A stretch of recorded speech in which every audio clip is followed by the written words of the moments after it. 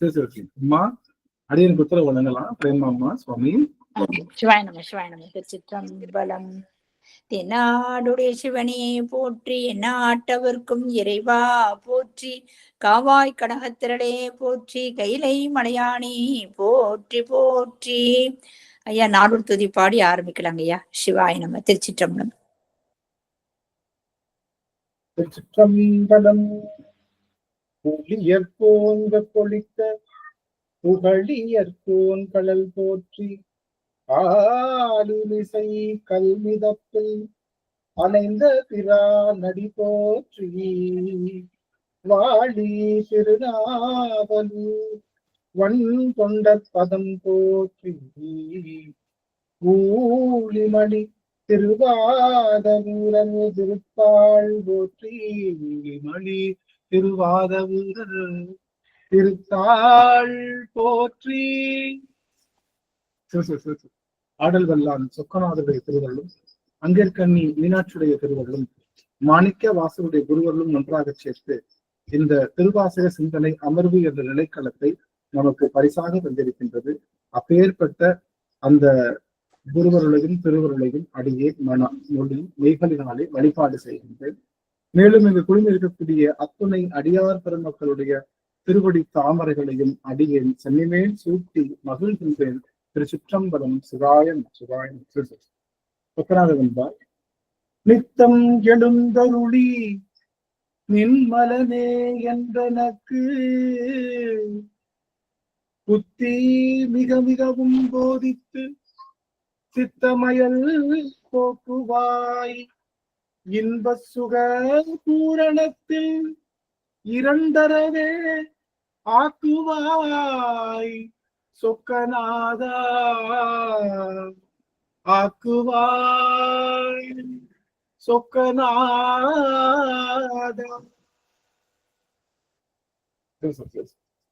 சொக்கநாதருடைய பெரும் கருணையினாலே நாம் இந்த அருள் 10 என்ற பதிகத்தை தொடர்ந்து சிந்தித்து வருகின்றோம்.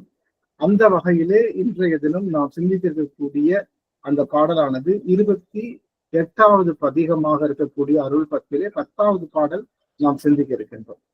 10வது பாடல்ல கிட்டத்தட்ட நிறைய நாட்கள் இதிலேயே நாம இருக்கோம்.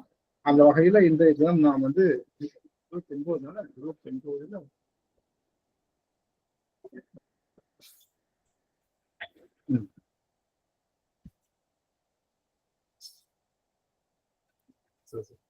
திருந்துவார் பொழில் சூழ் அப்படிங்கிற அந்த பதிகம் தான். அப்படிங்கிற அந்த அந்த பதிகத்துல குருந்த மேதிய அப்படின்னு ஒரு தலைப்பு கொடுத்திருக்காங்க. பாடல் பாடல 10வது பாடல் பாடல சொன்ன திருந்துவார் பொழில் சூழ் திருப்பெருந்துறையின் 10வது பாடல். அடியன் பாட்டா சாமி. பாடுங்க அம்மா. சாந்தியம்மா பாடுங்க சாமி. திருச்சிற்றம்பலம்.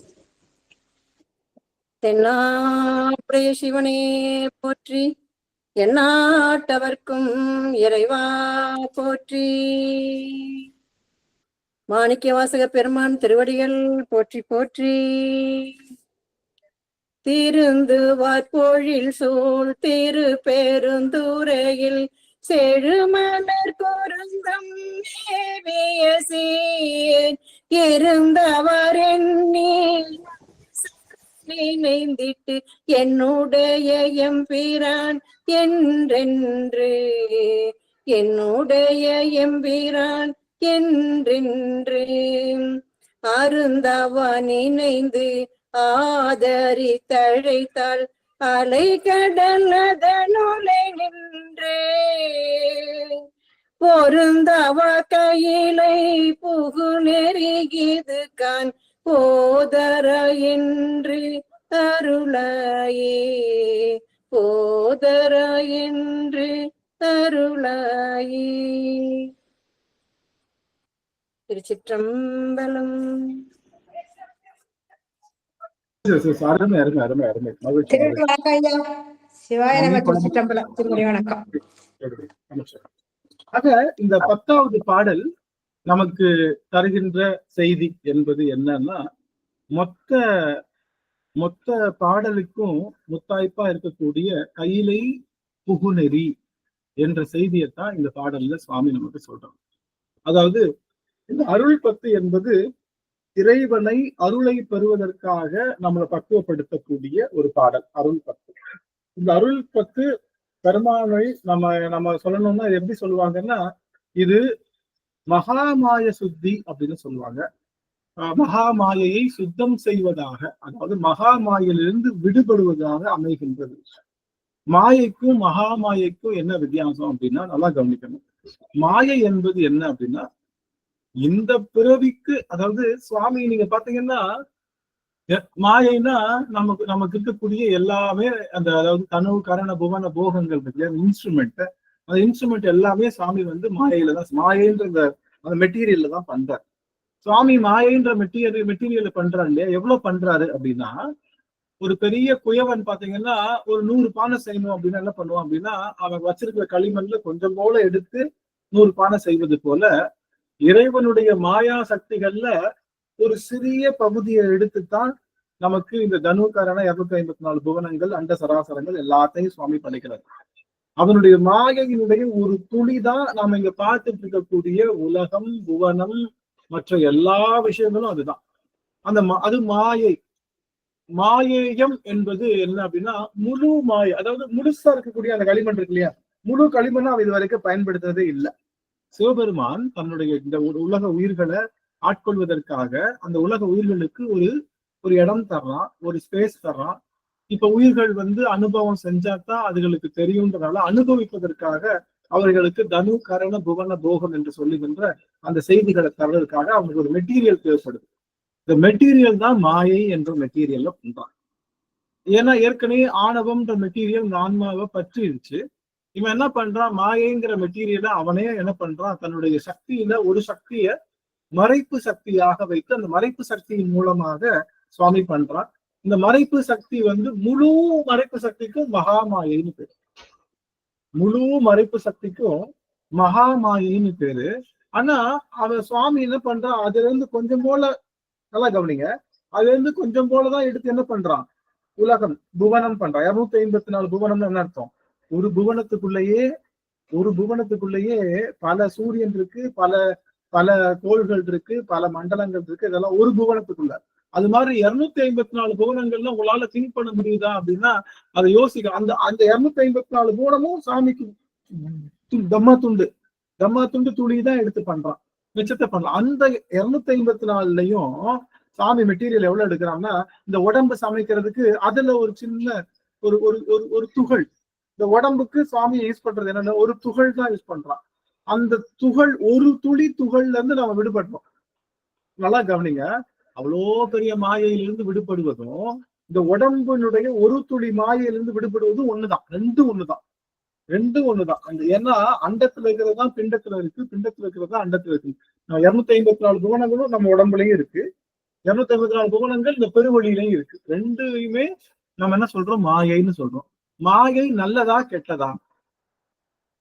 நிறைய தடவை கேட்டிருக்கோம். மாயை நல்லதா கெட்டதா? நல்லதுங்கய்யா, நல்லது. எந்த வகையில நல்லது? அதாவதுங்க நம்ம அப்படி இருந்தாதான் அத அனுபவிச்சு கழிக்க முடியும். அருமை அருமை அருமை. அதாவது நமக்கு அனுபவம் தருவதற்கு வந்ததுதான் மாயை. நல்லா கவனிச்சுக்கணும். அப்ப மாயைய மற்ற சமயங்கள்ல என்ன சொல்லுதுன்னா, மாயை வந்து ஒரு மாயை வந்து காயமே இது பொய்யடா, வெறும் காற்றடித்த பையடா அப்படின்னு சொல்லி மாயையை பழிக்கிறாங்க எல்லாருமே. மற்ற எல்லா சமயமும், நம்ம சமயம் தான் மாயையை கொண்டாடுகின்றது, மாயையை கொண்டாடுறோம். அதனாலதான் அன்னை பராசக்திக்கு மாயான்னு பேரு அவளுக்கு. நம்ம சுவாமிக்கு மாயாண்டின்னு பேரு தெரியும் இல்லையா? நம்ம சாமிக்கு, நம்ம சிவபெருமானுக்கு மாயாண்டி, மாயைய ஆண்டினா ஒன்றுமில்லாமல் செய்பவன், அதனால மாயாண்டின்னு பேரு. மாயைய என்னது, மாயாண்டின்னு அர்த்தம், மாயைய ஒன்றுமில்லாமல் செய்பவன் மாயாண்டி. இதுல இன்னொரு வார்த்தை போடுவாங்க, சுடலை மாயாண்டி. சுடலை மாயாண்டின்னு என்னன்னா, அந்த உடம்புல இருக்கக்கூடிய மாயைய ஒன்றுமில்லாமல் செய்பவன் அந்த சுடலை மாயாண்டி அல்லது சுடலை மாடன் அப்படின்னு சொல்லக்கூடிய அந்த இறைவனாக நாம வந்து பல விஷயங்களை பண்றோம். ஆக இறை தத்துவத்துல திருச்சிற்றம்பலம் பிரசந்தாமா, இறைவனுடைய தத்துவத்துல மாயை என்பது மிக முக்கியமான பொருள். அந்த பொருள் மூலமாகத்தான் நாம் என்ன பண்ண முடியும், நாம இறைவனுடைய அந்த தரிசனங்களை, இறைவனுடைய அந்த அனுபவங்களை பெற முடியும்.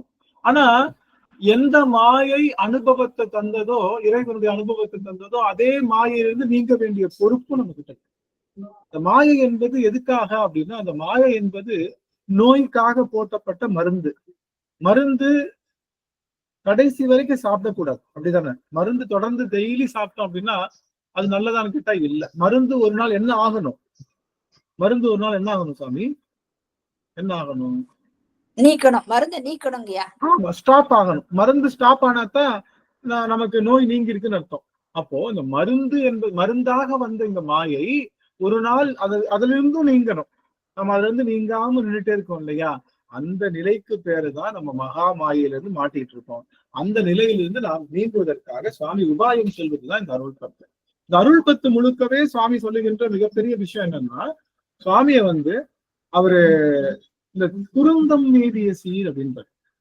குருந்தம் மேவிய சீர், அதாவது குருந்த மரத்தடியிலே இருந்து அருள் செய்த குருநாதனை எண்ணி, குருநாதன் இப்ப இல்ல, ஆனா குருநாதனை எண்ணி குருநாதர் கிட்ட மீண்டும் எனக்கு இந்த மாயையிலிருந்து நீங்குவதற்கு உபாயம் கேட்கிறார். அதுதான் சொல்றார். வந்துரு அதந்துமே என்றருளாயன்னா, நீங்க ஏற்கனவே இருந்த குருநாதர் இருக்கணும்னு அவசியம் இல்லை. நல்லா கவனிங்க ஒரு செய்தி.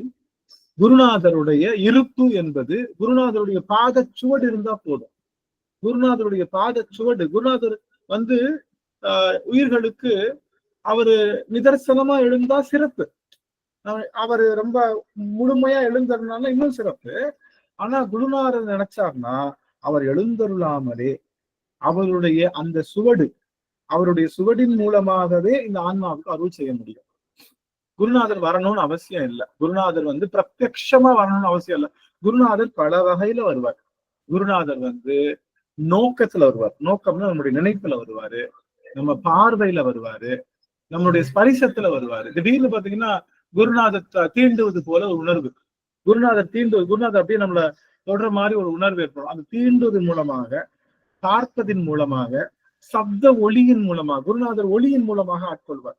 காதுல நமக்கு ஒரு சில ஒளிகள், வார்த்தைகள் மூலமாக நமக்கு ஆட்கொள்வார். அப்ப குருநாதருடைய அந்த இருப்பு என்பது துவனி.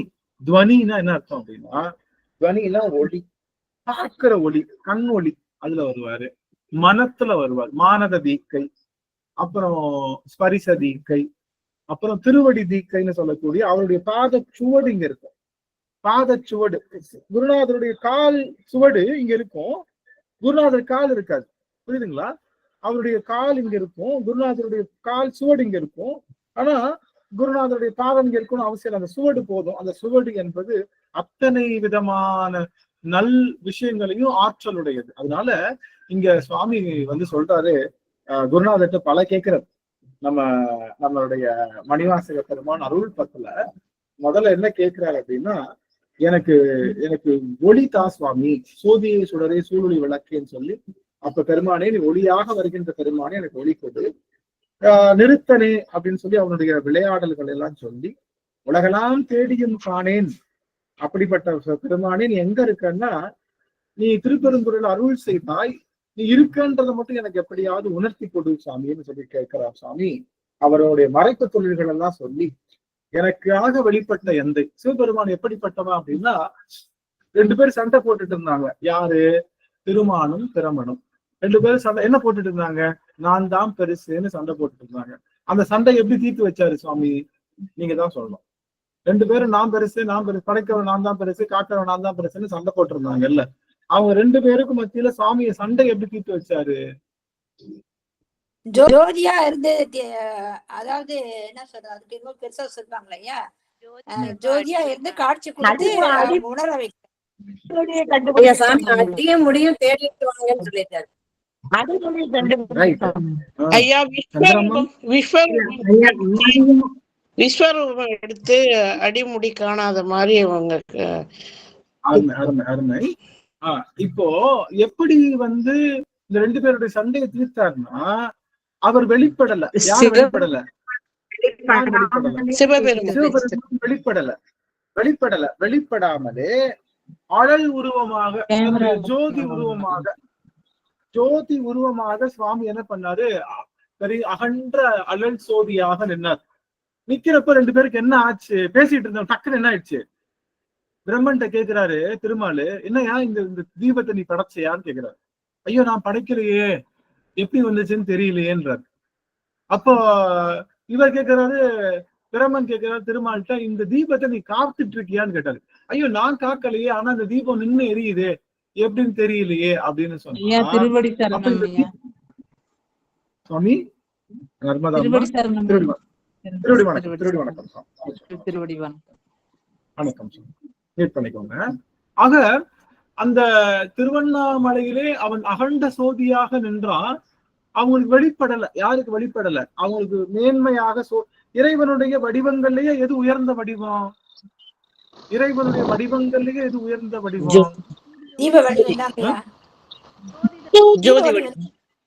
ஜோதி வடிவம். அருமை அருமை. இறைவனுடைய உயர்ந்த வடிவங்கள்லயே சோதி வடிவம் தான் உயர்ந்த வடிவம். அதுதான் அந்த நிலைய அந்த சோதியில இப்ப நம்ம இங்க நடராஜர்கிட்ட அன்பு செய்யறோமா, சொக்கநாதர்கிட்ட அன்பு செய்யறோமா, சிவலிங்க திருமேனிக்கு அன்பு செய்யறோமா, அதே அன்பை அந்த சோதி கிட்ட நம்ம காட்ட முடிஞ்சதுன்னா நம்முடைய அன்பு உயர்ந்திருக்குன்னு அர்த்தம். நம்ம அன்பினுடைய படிநிலை உயர்ந்திருக்குன்னு அர்த்தம். அதனால இறைவன் அந்த வடிவம் எது அப்படின்னு பார்த்தோம்னா அதுதான் சோதி வடிவம். அந்த சோதி வடிவத்தை காமிச்சாரு. இவங்க என்னவா இல்ல, இவங்க உயர்ந்தவங்களா இல்லாதனால சோதியை புரிஞ்சுக்க முடியல. இவங்க உயர்ந்தவங்களா இருந்தாங்கன்னா அந்த சோதியை பார்த்தோன்னே அண்டர்ஸ்டாண்ட் ஆயிருப்பாங்க. இவங்க உயர்ந்தவங்களா இல்ல, இவங்க மனசு உயர்ந்ததா இல்லாதனால சோதியை பத்தி புரிஞ்சுக்காதனால இந்த சோதியை பத்தி ஆராய்ச்சி பண்ண ஆரம்பிச்சுட்டாங்க. சோதிக்க ஆரம்பிச்சுட்டாங்க. சோதிக்க ஆரம்பிச்சாங்க. சோதித்தனால அது சோதின்றாங்க. முத அதை சோதித்தனால அது சோதி. புரியுதுங்களா? ஜோதி நம்ம ஏன் சொல்றோம்னா சோதின்னு என்ன அர்த்தம்?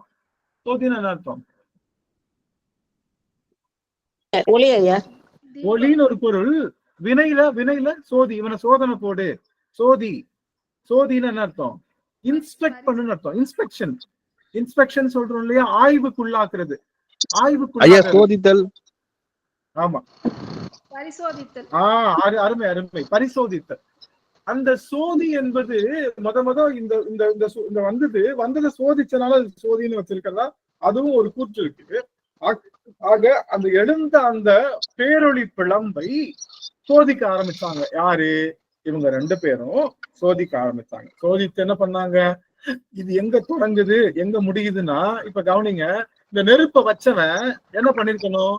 ஒண்ணு இதனுடைய முடிவுல நிக்கணும், இல்ல அப்படின்னா அதனுடைய தொடக்கத்துல நிக்கணும். ஏன்னா அவன் அங்க வச்சவன் அந்த நெருப்பு அவ்வளவு. அப்ப இந்த நெருப்பை வச்சவன் ஒன்னும் முடிவுல நிக்கணும், தொடக்க நிக்கணும். நீ என்ன பண்ணு, இது யார் வச்சிருக்காங்கன்னு நீ அடிமுடி காண்பதற்காக நீ தொடர்ந்து நம்ம பயணிக்கலாம்னு சொல்லி அந்த பயணத்துல அவர்கள் இருவருடைய ஆணவத்தையும் ஒன்றும் பேசாமலேயே என்ன பண்ணாரு?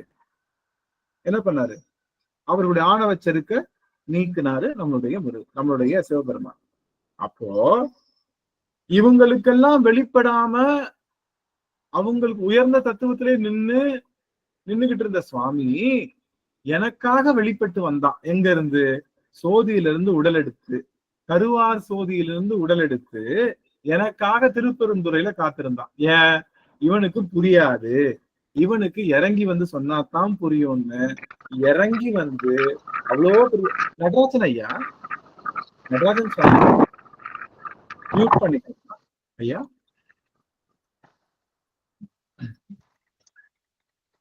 அடியனையும் மியூட் பண்ணிட்டாங்க ஐயா, டிராவல் இருக்காங்க.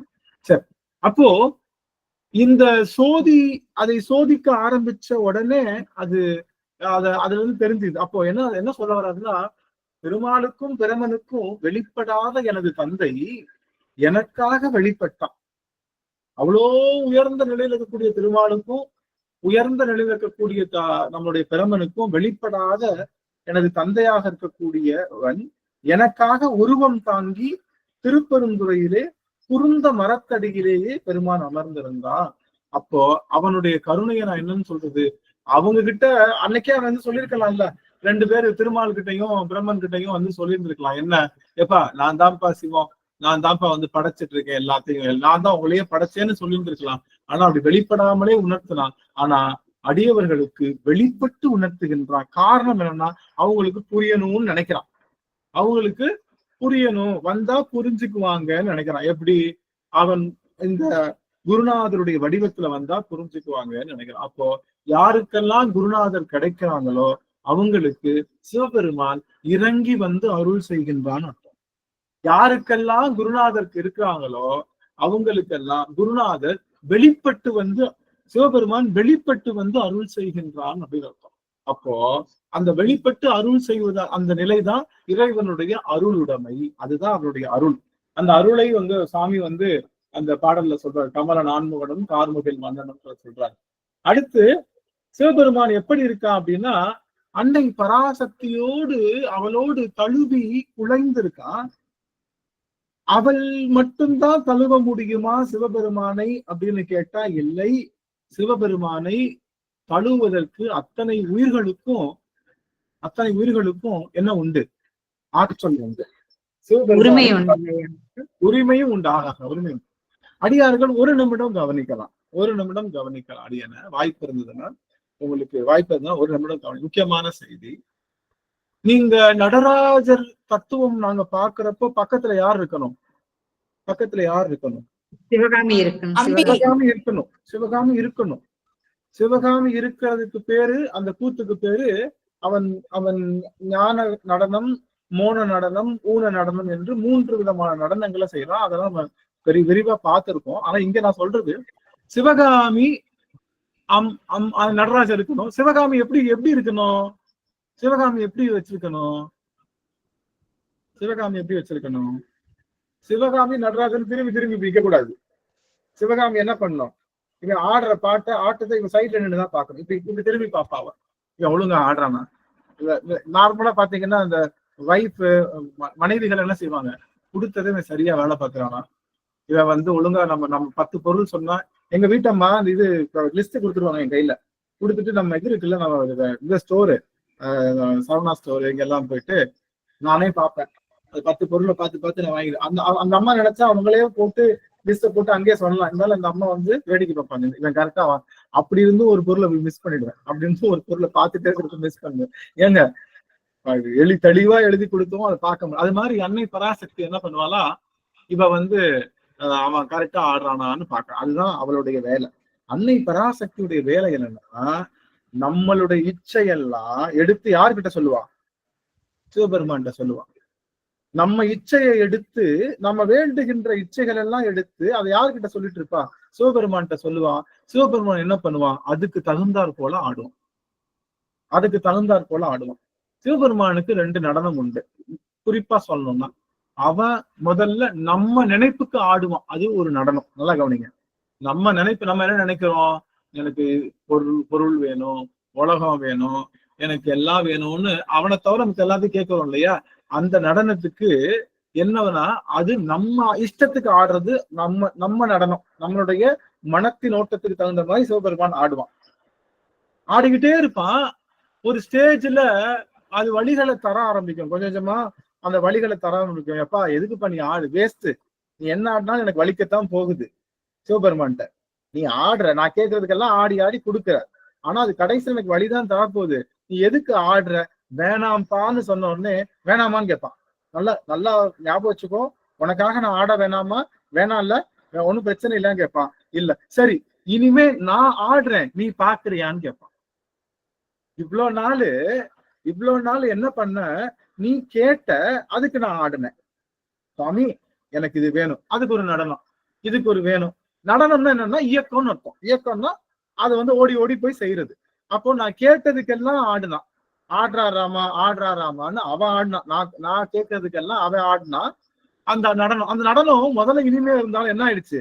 போக போக வழிகள் மட்டுமே நிறைந்ததாக இருக்கு. சுவாமி உயிர்கள் எல்லாம் உய்யும் விளையாட்டை நீ ஆடுகின்றாய் பெருமானேன்னு நம்முடைய திருவம்பாக எல்லாம் அந்த வார்த்தை எனக்கு டக்குன்னு வரல.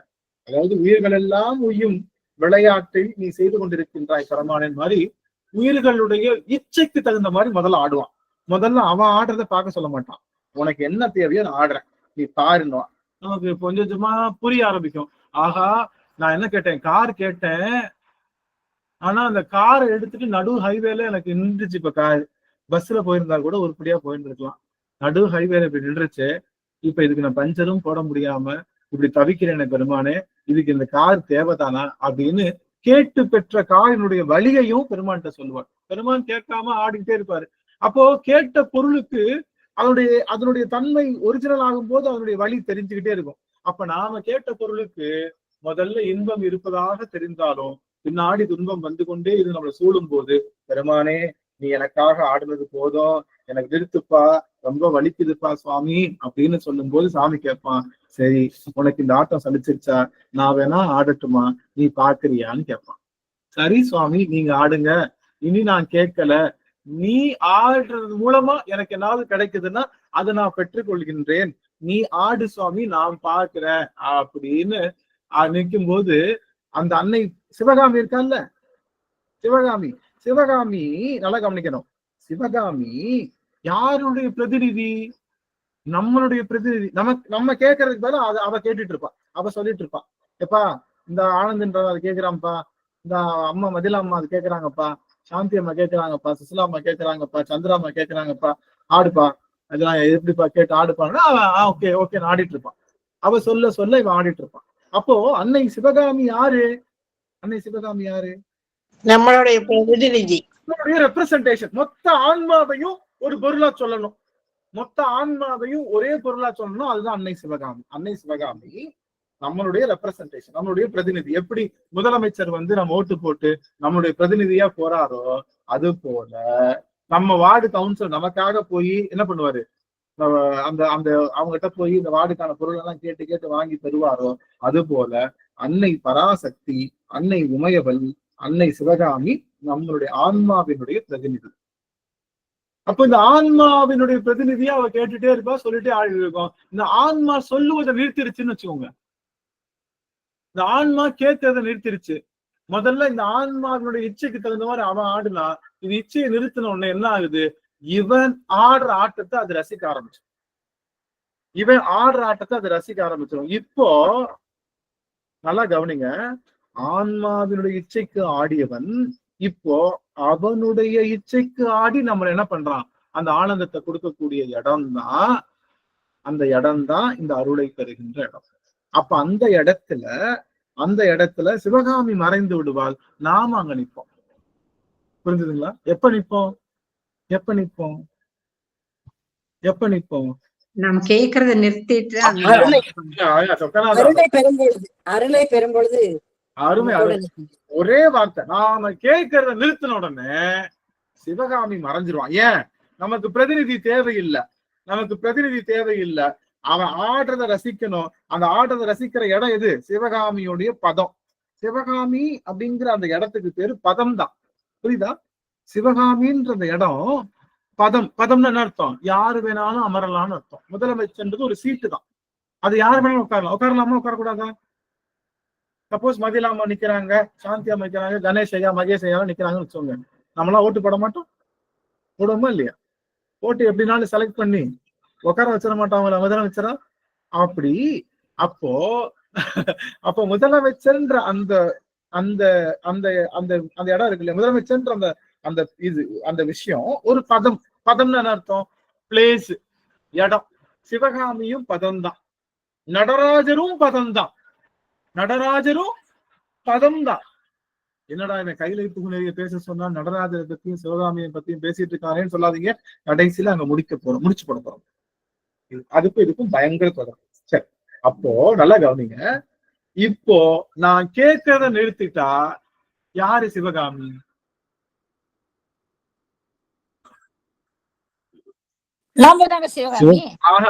தில்லையில் அவள் பெயர் சிவகாமி, திருப்படபூரிலே அபிராமி. தில்லையில் அவள் பெயர் சிவகாமி, திருக்கடபூரிலே அபிராமி. நெல்லையில் அருள் தருவாள் காந்திமதி, நெல்லையில் அருள் தருவாள் காந்திமதி. நீ இல்லையே எனக்கு ஏது கதி, மதுரை அரசாலும் மீனாட்சி, மாநகர் காஞ்சியிலே காமாட்சி, மதுரை அரசாலும் மீனாட்சி. மீனாட்சி, சிவகாமி எல்லாரும் பதம் தான். அந்த பதத்துக்கு நாம எப்போ சிவகாமின்னு என்ன அர்த்தம்? சிவன் ஒருவனையே வேண்டுகின்றவள் அர்த்தம். சிவனை மட்டுமே காமிப்பவள். காமிப்பவள் அர்த்தம் காமம் உடையவள். சிவன் மேல் மட்டுமே காமம். காமம்னா என்ன? ஆசை, விருப்பம், அவா என்று சொல்லுகின்ற மொத்த விஷயமும் அது அவளுக்கு யாருதான்? சிவம் தான். சாப்பிடுறதும் சிவன் தான், நுகர்வதும் சிவன் தான், பார்ப்பதும் சிவன் தான், கேட்பதும் சிவன் தான், அவளுடைய உணர்வும் சிவன் தான். ஐம்புலன்களும் ஆறத்தந்து நிற்கின்ற அந்த நிலைக்கு பேரு சிவகாமி பதம்னு பேரு. நம்ம பேசுற வரைக்கும் சிவகாமி கேட்டுட்டு இருப்பா. நாம பேசுறதை நிறுத்திட்டா நாமே ஒரு கேள்வி. சிறந்த அடியார் அப்படின்னா அப்போ சிவகாமி ஐயா? ஆமா, அதுதான் சிவகாமி. அதுதான் சிவகாமி. போன அவர் சிறந்தடியார்னு அர்த்தம் ஐம்புலன்களையிலையும் சிவபெருமான். அப்ப என்ன அர்த்தம்? சிவன் மீது மட்டுமே காமம் உடையவள். அது யாருன்னு காட்டணும்னா அவளை மாறி இருக்கணும்னு காட்டுறாங்க. நாம மாறிட்டோம்னா நாமளும் அவளும் ஒண்ணுதான். புரியுதுங்களா? நன்றி நன்றி நன்றி நன்றி. அப்போ சிவகாமியா நாம இச்சைக்கு அவன் ஆடும்போது யார் தேவை? நம்ம இச்சைக்கு ஆடும்போது இச்சா சக்தியாக விளங்குகின்ற அன்னை பராசக்தி அங்க தேவை. இச்சை நீங்கிருச்சு அப்படின்னா நாமே அந்த பதத்துல நிற்போம். சிவபெருமானுடைய திருநடனத்தை அனுசரிப்போம். கவனிங்க, காரைக்கால் அம்மையார் என்ன சொன்னாங்க? உன் திருவடி கீழே நான் இருக்கணும் கேட்டாங்களா? கேட்டாங்களா? கேட்கலையா? மணிவாசகர் கேட்டாரா? கேட்கலையா? உன் திருவடி கீழே. மணிவாசகரும் காரைக்கால் அம்மையாரும் தான் திருவடியில இருக்கிறதுக்கான பதத்தை பெற்றவர்கள். அந்த பதம் என்ன? சிவபெருமான் திருவடி கீழே இருக்கின்ற பதம் என்ன? சிவகாமி பதம். சிவபதம் வேற. அதுக்கடுத்து சிவமாவே ஆடுகின்ற, அதுக்கடுத்து சிவமாவே மாறுவோம். இப்ப ஸ்டேஜ் பை ஸ்டேஜா என்னது? முதல்ல இந்த மாதிரி பிரம்மன், உருத்திரன், சதாசிவன், மாயேஸ்வரம், அதுக்கப்புறம் மேல நாதம் பிந்து. நாதம் பிந்து தான் என்னது? நாதம் பிந்து தான் அன்னை பராசக்தியினுடைய நிலைப்பாடுகள். அவ வந்து சிவகாமியா இருந்து பார்க்கலாம். சரி, இப்போ ஐயா சுவாமி வேணாமா ஐயா, பதம் அப்படின்னாலும் கைலை அப்படின்னாலும் ஒண்ணாங்க ஐயா. பதம் அப்படின்னா சீட்டுன்னு அர்த்தம். சீட்டிங் பொசிஷன் அர்த்தம். பதம் தான் அர்த்தம் சீட்டிங் பொசிஷன் அர்த்தம். என்ன பதம்? சண்டேஸ்வர பதம்னு அர்த்தம். சண்டேஸ்வர பதம்னு என்ன அர்த்தம்? சண்டேஸ்வர பதவிதான். பதவி பதம்னா அந்த சீட்டு, அந்த பதவி, அதுக்கு அது எடுத்துக்கிற இடம். சண்டேஸ்வர பதம் யாரு? சண்டேஸ்வரரா இருப்பாங்க. என்ன? சிவபெருமானுடைய அனுபவங்களை எடுத்துக்கிற உரிமை இருக்கிறவர் பேரு சண்டேஸ்வரன் இருக்கும். தில்லையில யாரு சண்டேஸ்வரரு? தில்லையில பிரம்மன். தில்லையில பிரம்மன் சண்டேஸ்வரன். நம்மளுடைய திருவாரூர்ல யமன் சண்டேஸ்வரன். இவங்க ரெண்டு பேரும். அப்ப புரியுதா? சண்டேஸ்வரர் யாரு வேணாலும் இருக்கலாம். மித்த கோவில் எல்லாம் யாரு சண்டேஸ்வரம்? சண்டேஸ்வர பதம் மட்டும்தான் இருப்பாரு. விசார சர்மருக்கு தான் சண்டேஸ்வர பதம். இந்த சண்டேஸ்வரம் அப்படிங்கிற அந்த பதம் யார் வேணாலும் வகிக்கலாம். ஆனா அது வகிக்கணும் என்ன வேணும்? சிவனை மட்டுமே தியானிக்கணும். எத்த அப்பா வந்தாலும் தெரியக்கூடாது, சித்தப்பா வந்தாலும் தெரியக்கூடாது, மாமா வந்தாலும் தெரியக்கூடாது, உறவுகள் என்ன வந்தாலும் தெரியக்கூடாது. நாம அதை என்ன பண்ணுவோம்? கோவில்ல இன்னைக்கு கட்டளை, எங்க கட்டளைங்க கோவில், இன்னைக்கு சுவாமிக்கு மூணாம் பூஜை எங்க கட்டளை அப்படின்னு சொல்லிட்டு என்ன பண்ணுவோம்? யாரும் எதுவும் பண்ணல போல, நான் தான் பண்ணிருக்கேன் போல. பெருமை அடிச்சிட்டு போவாங்க முன்னாடி. சாமிக்கு மூணாம் கட்டளை எங்க பதம்? எங்க எங்க எங்க இந்த வருஷம் வந்து வைகாசி மாதம் இந்த நாள்ல எப்பொழுதுமே எங்களுக்கு நாங்க தான் கட்டளை. சுவாமிக்கு வந்து மூணாம் பூசை எங்க கட்டளை அப்படின்னு சொல்றப்போ நம்ம என்ன பண்ணுவோம்?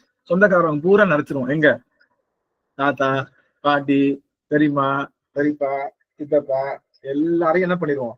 நம்ம பதம் வந்து நில்லுங்கன்னு முள்ளா நரைச்சிட்டு, அன்னைக்கு கோயில் கும்பிட வந்திருப்பாங்கல்ல, அவங்களாம் எங்க இருப்பாங்க?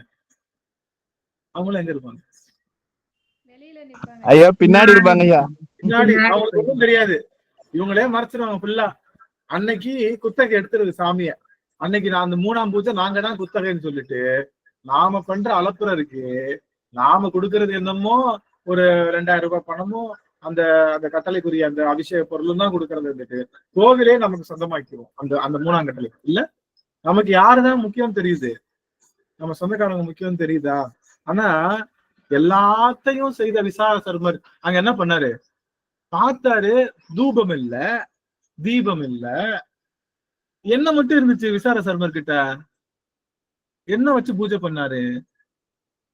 என்ன வச்சு பூஜை பண்ணாரு? விசார சர்மர் கிட்ட என்ன வச்சு பூஜை பண்ணாரு? பால் மட்டும்தான், பால் மட்டும்தான் இருந்தது. அபிஷேகத்துக்கு பால் மட்டும்தான் இருந்தது. அங்க என்ன இல்ல?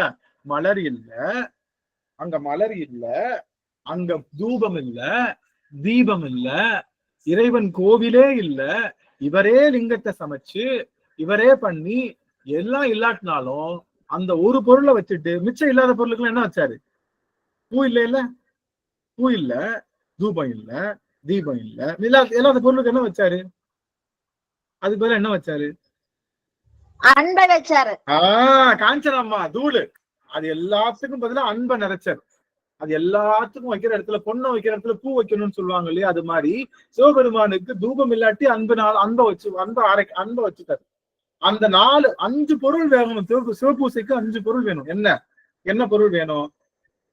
தீபம், தூபம், மலர், நீர், மந்திரம், 5 வேணும். இந்த 5 முகத்துக்கு ஈசானம் தத்புருஷம் வாமதேவம் மகோரம் சத்யோஜோதம் அப்படின்னு சொல்லிக்கிட்டு 5 முகத்துக்கும் 5 பொருள் வேணும். இது மேண்டேட்டரி கிடையாது. எந்த பொருள் இல்லையோ அந்த பொருளுக்கு பதிலா என்ன வைக்கலாம்? என்ன வைக்கலாம்? அன்பு வைக்கலாம். 5 பொருள் இல்ல. பாமாலை சுட்டலாங்க ஐயா, பாமாலை சுட்டலாம். பாமாலை, அதான் பாமாலை சுட்டலாம். 5 பொருள் இல்ல. 5 பொருள். எனக்கு மந்திரமும் சொல்ல தெரியாது சாமி, எனக்கு தூபமும் இல்ல, கையில தீபமும் இல்ல, எதுவுமே 5 பொருளும் இல்ல. என்ன வச்சு பண்ணலாம்? அன்பையே வச்சு பண்ணலாம். அன்பையே பூசிக்கலாம். அன்பையே அவனுக்கு கண்ணீர் மல்கி சாமி கும்பிடலாம். அதுதான் அன்பினுடைய வெளிப்பாடு. எது அன்பு இருக்குன்னு நம்ம கிட்ட சொல்லி, இப்ப உங்ககிட்ட அன்பு இருக்கு, எப்படி நான் தெரிஞ்சுக்கிறது? நெஞ்ச பொழந்தா காட்டுக்க முடியும்? அன்புக்கு என்ன இண்டெக்ஸ் இருக்கு? அன்புக்கு என்ன இண்டெக்ஸ்?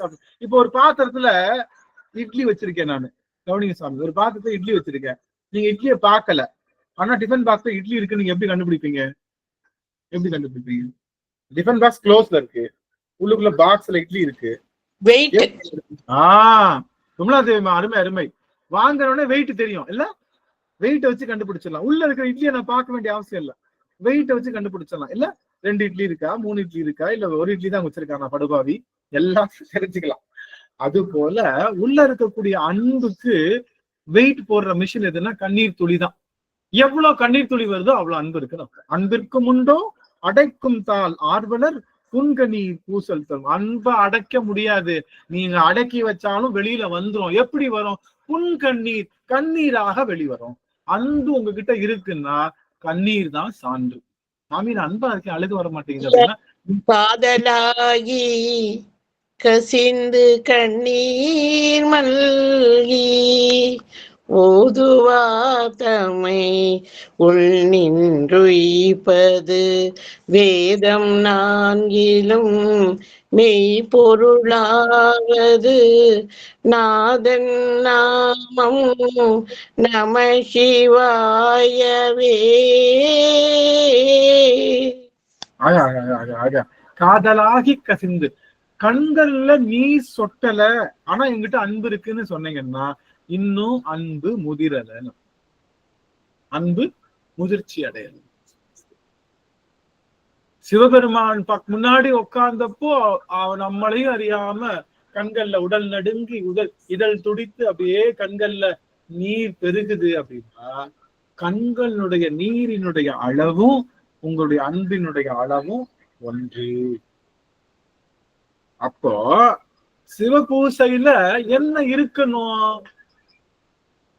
அன்பு இருக்கணுங்க ஐயா. அன்பு இருக்கணுங்க ஐயா. அன்பு இருக்கணும் ஐயா. அன்புதான் தெரியாது, அன்புதான் தெரியாது. அன்பை எப்படி நீங்க ஒரு பொருளா கொண்டு வர முடியும்? கசிந்து உருகணுங்க ஐயா. கண்ணீர். சிவபூசையில இருக்க வேண்டியது 5 பொருள். என்ன? நீர், மலர், மலர், நீர், தூபம், தீபம், மந்திரம். இப்படி 5 பொருள்கள் இருக்கணும். அந்த 5 பொருளுக்கு பதிலா என்ன இருக்கலாம்? அன்பு இருக்கலாம். அப்ப அன்பு இருந்தா என்ன இருக்கணும்? கண்ணீர் இருக்கணும். அப்ப 5 பொருள் இருக்கலாம், இல்லாம இருக்கலாம். ஆனா கண்ணீர் கண்டிப்பா இருக்கணும். கண்ணீர் கண்ணீர் கண்டிப்பா கண்ணீர் இருந்தே தரணும். இல்லையா, வரலையா, ப்ளீஸ் அழுங்க, நடிங்க, நடிங்க. நீங்க அழுகுற மாதிரி நடிங்க. விக்ஸ் எடுத்து கண்ணுல போட்டுக்கலாம், வெங்காயத்தை தட்டி கண்ணுல வச்சுக்கலாம், அழுகுற மாதிரி முக்கி அழுகலாம். முதல்ல அப்படித்தான் வரும். நான்லாம் அப்படிதான் செஞ்சாங்க. அழுகெல்லாம் வரல. முதல்ல எனக்கு அவங்க ஓவிய அம்மா அவங்கதான் முத பாக்குறேன். ஓவிய அம்மா, அப்புறம் வந்து நம்ம தேவி அம்மா, அப்புறம் வந்து நம்ம இவங்க கார்த்திக் அம்மா, பிரியா அம்மா, 3 பேரும் அழுறாங்க. பிரியா அம்மா அழுது கண்கள் அப்படியே சக்கச்சவேன்னு இருக்கு. நினைக்கிறேன், என்னது இவங்க எப்படி அழுகுறாங்க? ஒருவேளை பெண்களுக்கு இயல்பாகவே கண்ணீர் சுரப்பி வேலை செய்யும், அறிவியல் படி. ஆண்களுக்கு வேலை செய்யாது, அதனால நம்ம கண்ணீர் வரல போல அப்படின்னு என்ன நானே நான் தேர்த்திக்கிட்டு இருந்தாலும் கூட அழுக வரவே இல்லை. ரொம்ப காலமா அழுக வரல. இறைவனுக்கு முன்னாடி அமரும் போது நீர் பெருகல. என்னமோ ஒரு இடம், ஏதோ ஒரு இடம், எங்க அடியவர்களை பார்க்க ஏதோ ஒரு இடத்துல அப்படியே அடிச்சு நாக்கணும் மாதிரி. இப்ப பீட் பண்ணியாச்சு. வாங்க நீங்களா நானான்னு பாத்துடலாம்.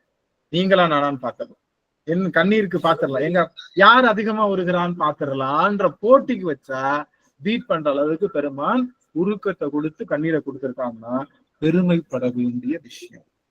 கண்ணீர் வரலன்னா கண்ணீரை கேளுங்க, எதெல்லாம் வேணுமோ கேளுங்க, அவ்வளவுதான். அவன்கிட்ட கேட்டா கொடுக்க போறோம், அவ்வளவுதான்.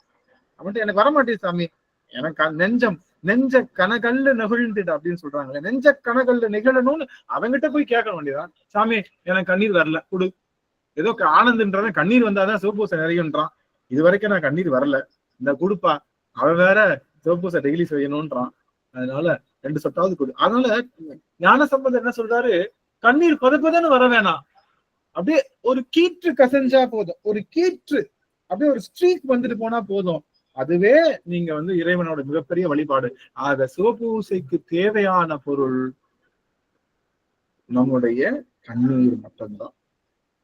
இப்ப எல்லா பொருளும் உபச்சாரம் தான். உண்மை பொருள் கண்ணீர் தான். அதுதான் அன்பினுடைய வெளிப்பாடு. அதுக்காக கொடுக்க கூடாதுன்னா, மலர் இருந்தா மலர் கொடுங்க, கன்ஃபார்மா கொடுக்கணும். தூபம் இருந்தா தூபம் கொடுங்க. ஆனா தூபம் இருந்தாத்தான் அவன் வருவான்னு நினைக்காதீங்க. அவன் கண்களுடைய நீருக்காக தான். அதை முதல் நம்ம தெரிஞ்சு இந்த ஒரு செய்தி நான் சொல்றேன். இப்போ எதை பத்தி பேசிட்டு இருந்தோம்? நாம எதுக்காக இங்க வந்தோம்? இறைவனை தழுவுகின்ற ஆற்றல் யாருக்கு உண்டு? சிவகாமிக்கு உண்டு. அவதான் தழுவ குலைந்தவன். ஆனா சிவகாமி மட்டும்தான் தழுவ குலைவான்னா, சிவகாமி பதத்துக்கு நாமும் போய் தழுவலாம். யார? சிவபெருமான தழுவலாம். எப்படி தழுவலாம்? நமச்சிவாய மந்திரத்தை சொல்லுவதுதான் அவனை தழுவுது. சிவலிங்க திருமேனியை போய் கட்டி பிடிக்கிறதோ, நடராஜ திருமேனியை போய் கட்டி பிடிக்கிறதோ தழுவுதல் அல்ல. நம்மளுடைய மார்க்கண்டேயர் வந்து பாத்தீங்கன்னா காமிக்கிறப்ப எப்படி காமிப்பாங்க? சிவலிங்க திருமேனியை போய் கட்டி பிடிச்ச மாதிரி காமிச்சிருப்பாங்க இல்ல? நீங்க பாத்தீங்கன்னா படம் பாத்தீங்கன்னா தெரியும். சிவலிங்க திருமேனி கட்டி பிடிச்சிருப்பாரு, யமன் கயிறு போடுவாரு, சிவலிங்க திருமேனிலையும் சுத்திக்கிறோம். அதனால வந்து இவர் வந்து எடுக்கிறாங்க. அதுலயும் இடது காலம் தான் எடுத்துச்சு. என்ன சொல்லுவாங்கன்னா, கவனிங்க சுவாமி, என்ன சொல்லுவாங்கன்னா, அன்னை பராசக்திக்கு கோவம் வந்துருச்சான். என்ன கோவம்? எங்க வீட்டுக்காரர் மேல ஏன் நீ வந்து கயிறு சாத்தின அப்படின்னு கோவப்பட்டு அவ எத்தனைதான் சொல்றான். எப்படியெல்லாம் தவறா சித்தரிக்கிறாங்க பாருங்களேன், எப்படியெல்லாம் தவறா சித்தரிக்கிறாங்க. அவருக்கு தெரியாதா இவ எரிய போறப்ப வீட்டுக்காரர் மேலதான் விழுகும்? அவளுக்கு தெரியாதா? இதுல ஒரே நிமிஷம் ஆன் பண்ணுங்களேன். இந்த ஒரு செய்தியை மட்டும் நான் விட்டு இப்ப நான் சொல்லி ஆகணும். ஒரு செய்தி நான் சொல்லி ஆகணும். அன்னை சிவகாமியை பத்தி எப்படி ஒரு அவதூறு பண்ணிட்டு இருக்காங்கன்றத நான் சொல்லணும். ஏன்னா என்னைய சத்தம் போட்டு என்னைய கிளின்னு கிழிக்கிறதுக்கு ஆள் இருக்காங்க, நோ ப்ராப்ளம். அது வாங்குறதுக்கு நான் தயாரா இருக்கேன். ஆனா உண்மையை சொல்லணும்ல. இப்போ புதுசா அன்னை அகிலாண்டேஸ்வரி கோயில்ல பூஜை போயிட்டு தெரியும்ல. இன்னைக்கு தாடகம் வச்சு வழிபாடு செஞ்சாங்க. எத்தனை பேர் முகநூல்ல பாத்தீங்க? தாடகத்தை வச்சு இன்னைக்கு அன்னைக்கு வழிபாடு செஞ்சு அவளுக்கு சாட்டுறாங்க. என்ன கதை சொல்றாங்கன்னா, நல்லா கவனிங்க. அன்னை பராசக்தி, அதுவும் அவ பேர் என்ன? அவ பேர் என்ன? திருச்சியில கால திருவானைக்கால அவ பேர் என்ன? அவ பேர் என்ன? அகிலாண்டேஸ்வரி. அகிலாண்டேஸ்வரி. அவ பேர் அகிலாண்டேஸ்வரி. அத்தனை அகிலத்துக்கும் உலகம் வேற, அகிலம் வேற. உலகத்தையும் தாண்டி பிரபஞ்சத்துல இருக்க அந்த அகிலத்தையே காப்பாற்ற அகிலாண்டேஸ்வரி எப்படி இருந்தாலாம்? உக்ரமா இருந்தாலாம். உக்ரமா இருந்தாலாம். ஆதிசங்கரர் வந்து ஒரு கோடு கிழிச்சு சக்கரம் போட்டு அவ காதுல மாட்டினதுக்கு அப்புறம் அவ சாதுவா அமர்ந்துட்டாளாம். எப்படிப்பட்ட கதை பத்தீங்களா? எப்படிப்பட்ட கதை இந்த கதைய இந்த கதைய நாம இன்னைக்கும் சொல்லிக்கிட்டு இருக்கோம். நல்லா கவனிங்க.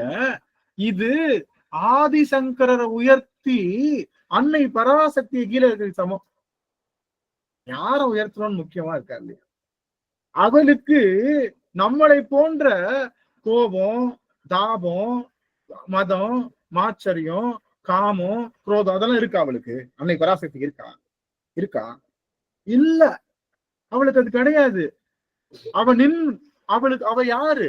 நின்மலன் என்று சொல்லுகின்ற இறைவனுடைய சரிபாதி. அவளும் நின்மலை தான். நின்மலை. அவளும் விமலை. அவ பேர் என்னது? விமலை. விமலா தேவி. அவ அம்மா பேரு விமலா தேவி. அவளுக்கு எந்த மலங்களும் இல்லாதவள் அன்னை பராசக்தி. அவளுக்கு விமலைன்னு பேர் இருக்கு. அவ போய் உக்ரமா இருந்தாலா, கோடு கிழிச்சு காதுல ஒரு சக்கரம் வச்சு போட்டதுனால அப்படியே சர்ன்னு இறங்கிட்டான் அப்படின்னு சொல்லுவது தவறு. அவளை அடக்குவதற்கு யாரும் கிடையாது. நல்லா தெரிஞ்சுக்கணும். அன்னை பராசக்திய கண்ட்ரோல் பண்ணுகின்ற ஆற்றல் யாருக்கும் கிடையாது. இத நாம இன்னைக்கு வரைக்கும் சொல்லிட்டு இருக்கோம். தாடகம் போட்டு பண்ணிருக்காங்கன்னா எங்க ஆத்தா என்னைக்கு உக்கிரமா இருந்தா சொல்லுங்க பாக்கலாம். நீங்களா ஏதாவது கதை சொல்றது? இதுல மதுரை மீனாட்சிக்கே அப்படிதான் நடந்தது. காஞ்சி காமாட்சி வந்து அப்படியே மகா காளியா இருந்தா. அவ வந்து இதெல்லாம் எடுத்து சாப்பிட்டுட்டு இருந்தா. இது அந்த மாமிசெல்லாம் எடுத்து வர்றவங்க எல்லாம் கடிச்சு சாப்பிட்டுட்டு இருந்தா. அப்புறம் இங்க கட்டம் போட்ட உடனே அவ உட்காந்து காம சொரூபினியா மாறிட்டான்னா, ஆதிசங்கரர் வருகை வந்து கொஞ்ச காலம். அதுக்கு முன்னாடியே காமாட்சி கோயில் இருந்துச்சா இல்லையா? அவ அங்கதானே உட்கார்ந்து இருந்தா. இந்த உள்ள இருக்கிற விஷயம் மாறி இருந்துச்சா? இப்ப நல்லா கவனிக்கணும். இந்த மாதிரியான கட்டுக்கதைகளுக்கு நாம நம்பக்கூடாது. இன்னொரு முக்கியமான விஷயம், நம்ம இவர் இருக்காருல்ல, திருவிளையாடல் படம் பாத்தீங்களா? திருவிளையாடல் படம் பாத்தீங்களா இல்லையா? அதுல உன் தத்துவம் தவறென்று சொல்லவும் அவ்வையின் தமிழுக்கு உரிமை உண்டு சொல்லுவாங்கல்ல. யார் தத்துவம்? முருக தத்துவம் தவறா. எந்த முருக தத்துவம்? ஆண்டிக்கோலமா நிக்கிற முருக தத்துவம். ஆண்டிக்கோலமா நிக்கிற முருக தத்துவம் நல்லா கவனிங்க. நம்மளுடைய முருக பழத்துக்காக நொந்து போய் நிற்போம். கனிக்காக மனம் நொந்த முருகான்னு சொல்றப்ப என் மனம் நொந்து போயிரு. எங்க அப்பன் கனிக்கு நொந்தவனா? கனிக்கு ஞான கனிக்கு நொந்தவனாவ? திருச்செந்தூரில் போர் புரிந்து சினமெல்லாம் தீர்த்த கந்தன் திருத்தணி கோவில் கொண்டானாம் அவர். அதுல திருச்செந்தூரில் போர் புரிந்து சினம் வருமா? அவனுக்கு கோபம் வருமா? முருகனுக்கு கோபம் வருமா? கோமன ஆண்டியாக நிக்கிறானே, அந்த தத்துவம் தவறானா பாட்டுல சொல்லி முருகன் கோபிச்சுட்டு போய் நிக்கிறான். முருகன் அம்மா அப்பாட்ட கோபிச்சுட்டு போய் நிக்கிறான். அவன் அதனாலதான் ஆண்டியா போய் நிக்கிறான். அதனாலதான் தனியா நிக்கிறான்னா எவ்வளவு பெரிய தத்துவத்துக்கு எதிரான விஷயத்த நாம பண்ணிட்டு இருக்கோம். ஆமாவா இல்லையா? சிவபெருமானுக்கு தணிகை மலைன்னு என்ன அர்த்தம்? தேவர் குறை தவிர்த்து சினம் தனிந்து வள்ளி தெள்ளு தமிழ் புரத்தி தனை மணந்து காவல் புரிய வென்று அமர்ந்த மலை எங்கள் கன்னித்தனி தமிழர் தணிகை மலை. அப்போ அவனுடைய சினம் தணிந்ததுனால தணிகை மலைன்னு சொல்றாங்க. அப்படியா? சினம் தணிந்தனால தணிகை மலையா? இல்ல, இந்த ஆன்மாவினுடைய பிறவியை தணிக்கிற இடம், அதனால தணிகை மலை. யாரெல்லாம் திருத்தணிக்கு போறாங்களோ அவங்களுக்கு மறுபிறவி கிடையாது. இந்த பிறவி எழுந்து கொண்டே இருக்கு. இந்த பிறவியை தணிப்பதற்காக ஒரு மலை இருக்கு. அது பிறவி பிணியை தணிக்கக்கூடிய இடம். அதனால அதுக்கு தணிகை மலை. அவனுடைய முருக தத்துவம் தவறானா சினிமா படத்தை தவறுன்னு காட்டுறாங்க. இப்ப அதே மாதிரி சினிமா இல்லாதனால எங்க ஆத்தா அபிராமியோட நாடகத்துக்கு கோடு போட்டுத்தான் அவர் தான் கட்டுப்படுத்தினாருன்னா எங்க ஆத்தாளுக்கு என்ன சிறப்பு? எங்க ஆத்தாளுக்கு என்ன சிறப்பு? அவ உலகத்தை ஆளுகின்ற அகில ஆண்ட ஈஸ்வரியாச்சு. அவளே தன் நிலை மறந்து இருக்கிறான்னா அவளை என்ன பண்றது? இந்த மாதிரியான விஷயங்களை தயவு செய்து நீங்க கொஞ்சம் எடுத்துக்காதீங்க. இதுல எல்லாத்த விட திருவிளையாடல்ல தருமி இருக்காருல்ல, தருமி நாகேஷ், அவ காமிச்சிருப்பாங்க. எப்படி காமிச்சிருப்பாங்க? ஐயோ எனக்கு பொண்ணு இல்ல, காசு இல்ல, ஐயோ பொண்ணு 1000 பொண்ணாச்சு கிடைக்கல சொல்லி வரலையா? ஆனா உண்மையான திருவிளையாடல என்ன நடந்துச்சு? சிவபெருமானை சொக்கநாதரை தொட்டு பூசிக்கணும்னா என்ன பண்ணணும்? அவர்கள் கணவன் மனைவி தம்பதியினராத்தான் பண்ண முடியும். அந்த காலத்துல கல்யாணம் பண்ணணும்னா ஆண் பிள்ளை தான் பெண் பிள்ளைக்கு என்ன கொடுக்கணும்? சீர் கொடுக்கணும். அப்படி இருந்தது. ஆண் பிள்ளை தான் பெண் பிள்ளைக்கு சீர் கொடுக்கணும். இவர்கிட்ட சீர் கொடுக்க காசு இல்லை. யாருக்கு? கல்யாணம் முடிச்சா அவங்ககிட்ட சீர் கொடுக்க காசு இல்லை. இந்த பொன் கிடைச்சா அவர்களுக்கு சீர் கொடுத்து விட்டு அந்த சீரின் மூலமாக ஒரு மனைவியை பெற்று அந்த மனைவியின் மூலமாக சொக்கநாதரை தொட்டு வழிபாடு செய்கின்ற நிலைக்கு போகலான்றதுதான் தருமியோட நோக்கம். ஆனா படத்துல எப்படி காமிச்சிருப்பாங்க? தருமியனுமோ காசுக்கு ஆசைப்படுற மாதிரியும் அவன் வேற எதுக்கோ பண்ற மாதிரியும் அப்படின்னு சொல்லி முடிச்சிருப்பாங்க. அப்போ எவ்வளவு இருட்டடிப்பு பாருங்களேன், இருட்டடிப்பு, எவ்வளவு இருட்டடிப்பு தத்துவங்கள் எல்லாத்தையும். அப்போ முருக தத்துவம் சரியான தத்துவம். அகிலாண்ட ஈஸ்வரிய யாரும் அடக்கல, அன்னை பராசக்திக்கு யாரும் பண்ணல. அடுத்து இன்னொன்னு என்ன சொன்னோம்? சரி, இப்ப நம்ம பாயிண்ட்டுக்கு வருவோம். நமக்கு எப்படி காமிக்கிறாங்க? தழுவி நிக்கிறார். யாரு தழுவி நிக்கிறாரு? நம்மளுடைய மார்க்கண்டையர் தழுவி நிக்கிறாரு. மார்க்கண்டையர் தழுவி நிக்கிறவனே சாட்டை எடுத்து இவர் எரிகிறாரு. எரிஞ்ச உடனே அப்பனுக்கு சுத்திருச்சான். அதனால அம்மா வந்து எத்தனாலும் எப்படி இருக்கு பாருங்க. இதெல்லாம் சொல்லலாம். அம்மாவுக்கு தெரியாத அம்மா வேற இல்ல, அப்பா வேற இல்ல.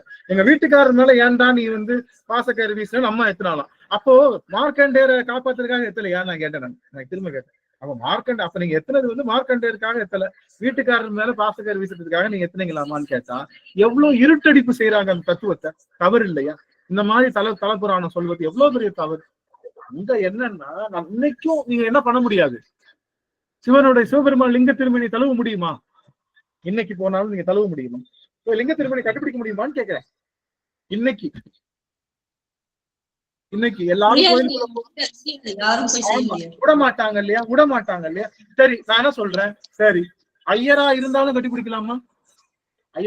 ஐயர் தான் தொட்டு அவங்க பூசாரி தான் வந்து என்ன பண்றாங்க, சுவாமியை வந்து இது பண்றாங்க. எல்லாரும் போய் தொட முடியுமா? முடியாது. அந்த கோயிலுக்கு பூசனைக்குரியவர்கள் தான் தொட முடியும். இப்ப நான் வேற ஐயர், நான் ஏதோ ஒரு ஊர் ஐயர், நான் வந்து வேகமா போய் கோயிலுக்குள்ளேயே போக முடியாது. அதுக்கு தொட்டு வர்றவங்க மட்டும்தான் போக முடியும். அப்போ இங்க இருக்கக்கூடிய நம்மளுடைய மார்க்கண்டையரு சுவாமியை கட்டுப்பிடிச்சிருந்தாருன்னா என்ன அர்த்தம்? வெளியில உட்காந்து நமச்சிவாய மந்திரம் சொல்லிட்டு இருந்தார். வெளியில உட்காந்து கண்ணீர் மல்க நமச்சிவாய மந்திரம் சொல்லிட்டு இருந்தார்.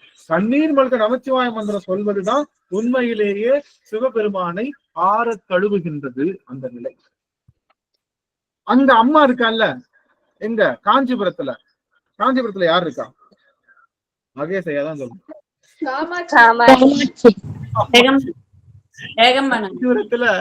காமாட்சி இருக்கா. அவளும் என்ன பண்ணா? தழுவுனா. எப்படி தழுவுனா? நமச்சிவாய மந்திரம் சொல்லித்தான் தழுவுனா. அவளும் நமச்சிவாய மந்திரம் தான் சொன்னா. எங்க இருக்கு? பெரிய புராணத்துல இருக்கு. பெரிய புராணத்துல காஞ்சியினுடைய வரலாற்றை எடுத்துரைக்கும் போது சேக்கிழார் பெருமான் அங்க காஞ்சியம்பதியில அம்மா எப்படி வழிபாடு செய்தான்னு சொல்றாரு. அவர் தான் சொல்றாரு, கைகளை தூக்கி பூச்சிட்டாலாம், இங்க வச்சுட்டாலாம். எப்படி? அம்மா இங்க வச்சுட்டாலாம். உன்னை பார்க்க முடியாதியா, நீ சரியான டக்கால்ட்டியா, வர சொல்லிட்டு நீ எங்கேயாவது எஸ் ஆயிடுவேன். உன்னைய தேடி கண்டுபிடிச்சோன்னா உன்னை பிடிக்க முடியாது. ஆனா உன்னை எப்படி பிடிக்க முடியும்னு எனக்கிட்ட டெக்னிக் இருக்கியா? அந்த பிடிக்கிற நீ தான் சொன்ன ஆகமத்துல என் பேரை சொன்னா என்னை தழுவுவதற்கு சமம்னு ஆகமத்தை பத்தி சொன்னல சுவாமி அப்படின்னு சொல்லி கைகளை இப்படித்தான் சாமியை கும்பிடணும். நமச்சிவாய் நம்முடைய சிவபெருமான ஆண் பெண் இருவரும் இப்படிதான் கும்பிடணும். ஆனா இப்ப பெண்கள் வந்து அந்த ஆடை அதெல்லாம் வச்சிருக்காங்க. அதனால ஆடையில அப்படி பண்ண முடியாம போச்சுன்னா முடிந்த அளவுக்கு இப்படி பண்ணிக்கலாம். ரொம்ப கைகளை தூக்கணும். ஆனால் தலைக்கு மேல குவிக்கணும் சிரத்தை. அது சிவத்துக்கு மட்டும்தான் செய்யணும், அடியார்களுக்கு மட்டும்தான் செய்யணும். அப்பேற்பட்ட அந்த வழிபாட அன்னை நமச்சிவாய மந்திரம் சொன்னாதான் சொல்றாங்க. அப்படி நமச்சிவாய மந்திரம் சொல்வது தழுவ குலை. அப்ப பெருமானை தழுவுவது யார் அப்படின்னா நாம தழுவ முடியும். அன்னை பராசக்தி தழுவியது போல நமச்சிவாய மந்திரத்தை உருப்போடுறதுதான் அவனை தழுவுவதற்கு சமம். கண்கள்ல நீர் பெருகி நீங்க தழுவுனீங்கன்னா அவன் அப்படியே உருகி போய் உங்ககிட்ட ஒட்டிக்குவான். யாருனாலையும் பிடிக்க முடியாதவன் இந்த நமச்சிவாய மந்திரத்துக்கு பிடிக்கலாம் அவனை உட்கார பிடிக்கலாம். ஆனா அவனை அடக்க முடியுமா? ஏங்க இப்படித்தானே செஞ்சிருப்பாரு நம்ம ஆதிசங்கரரும். அவரும் கோடு போட்டு அம்மாவை ஒரு வேலை பிடிச்சிருப்பாரோன்னா நான் சொல்றது அடக்க முடியாது. அவனுக்கு அடைக்கலமா போகலாம், அவனை அடைய முடியாது. அவனுக்கு அடைக்கலமா போனா அவன் ஏத்துக்குவான். நாம போய் பஸ் ஏறி போய் பிடிச்சிட முடியாது, அவனை கண்ட்ரோல் பண்ண முடியும். அவனை மட்டும் இல்ல, சிவம் என்ற தத்துவம் யாரு? சிவம் யாரு? சிவம்ன்ற தத்துவம் சிவம், அன்னை பராசக்தி, கணபதி, முருகன், குருநாதர், அடியவர்கள் மற்றும் அக்னி வீரபத்திரர், அசோர வீரபத்திரர், காலபைரவர். இவங்க எல்லாம் சிவத்துக்கு சமமானவர்கள், சிவத்துக்கு உரியவர்கள். இவங்க யாரும் வேற பிரிக்க முடியாதவர்கள் சிவத்தோட. புரிஞ்சுதுங்களா சுவாமி? ஆக அப்ப இங்க அதுதான் சொல்லியிருக்காரு. சிவபெருமான நாம அழுத்தி பிடிக்கணும் அப்படின்னா, அவனை தழுவணும்னா நம்ம என்ன பண்ணணும்? நமச்சிவாய மந்திரம் சொல்லணும். சரி, அட படுப்பாவி, இன்னைக்கும் டைம் ஆக்கிட்ட. கைலை புகுநெறி சொன்ன வாழ்தான் ஆச்சு. சரி, ஓகே, திரும்ப கைலை புகுநெறி போலாம். இந்த கைலை புகுநெறியில என்ன? கைலை புகுநெறினா என்ன அப்படின்னா,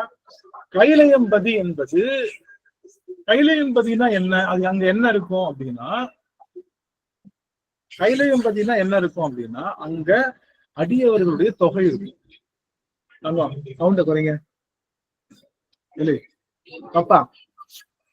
பாப்பா வேதா சவுண்ட குறை. ஆக நாம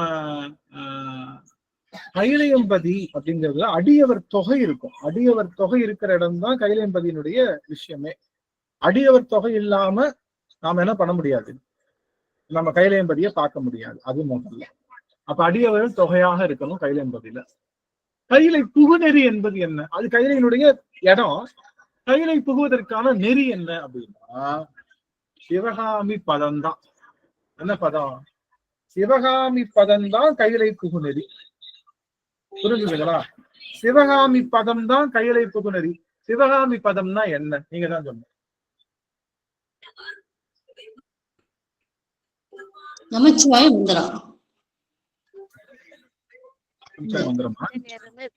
கருணையங்கய்யா. கருணை அனுபவிக்கிறது மட்டும்தாங்க.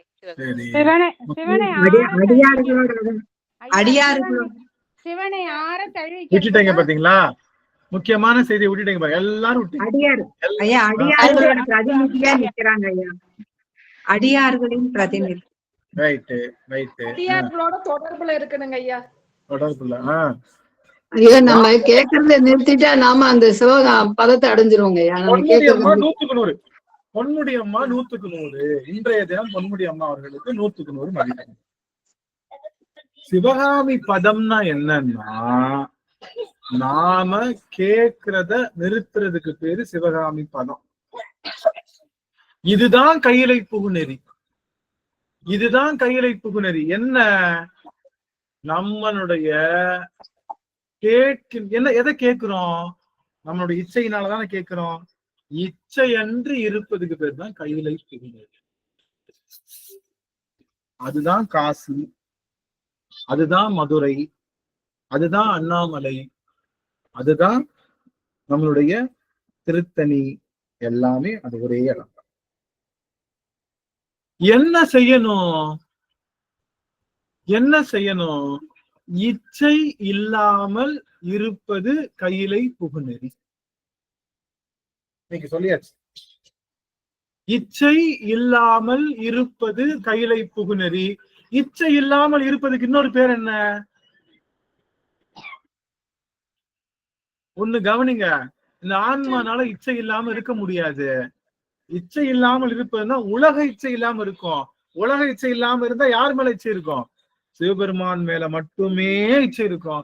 அதுக்கு பேரு சிவகாமி பதம், அதுக்கு பேரு கைலை புகுநெறி. கைலை புகுநெறினா இச்சை கடந்த நிலை. நம்ம இச்சை கடந்த நிலைக்கு பேரு கைலை. தத்துவம் இருக்கு இல்லையா, 36 தத்துவம். 36 தத்துவத்துல அராக தத்துவத்துக்கு பேரு கைலைன்னு அர்த்தம்.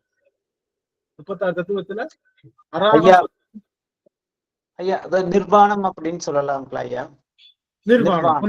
ஆமா ஆமா, நிர்வாணம் முழுவதுமாக அற்ற நிலை. எதை விட்டுட்டோம்?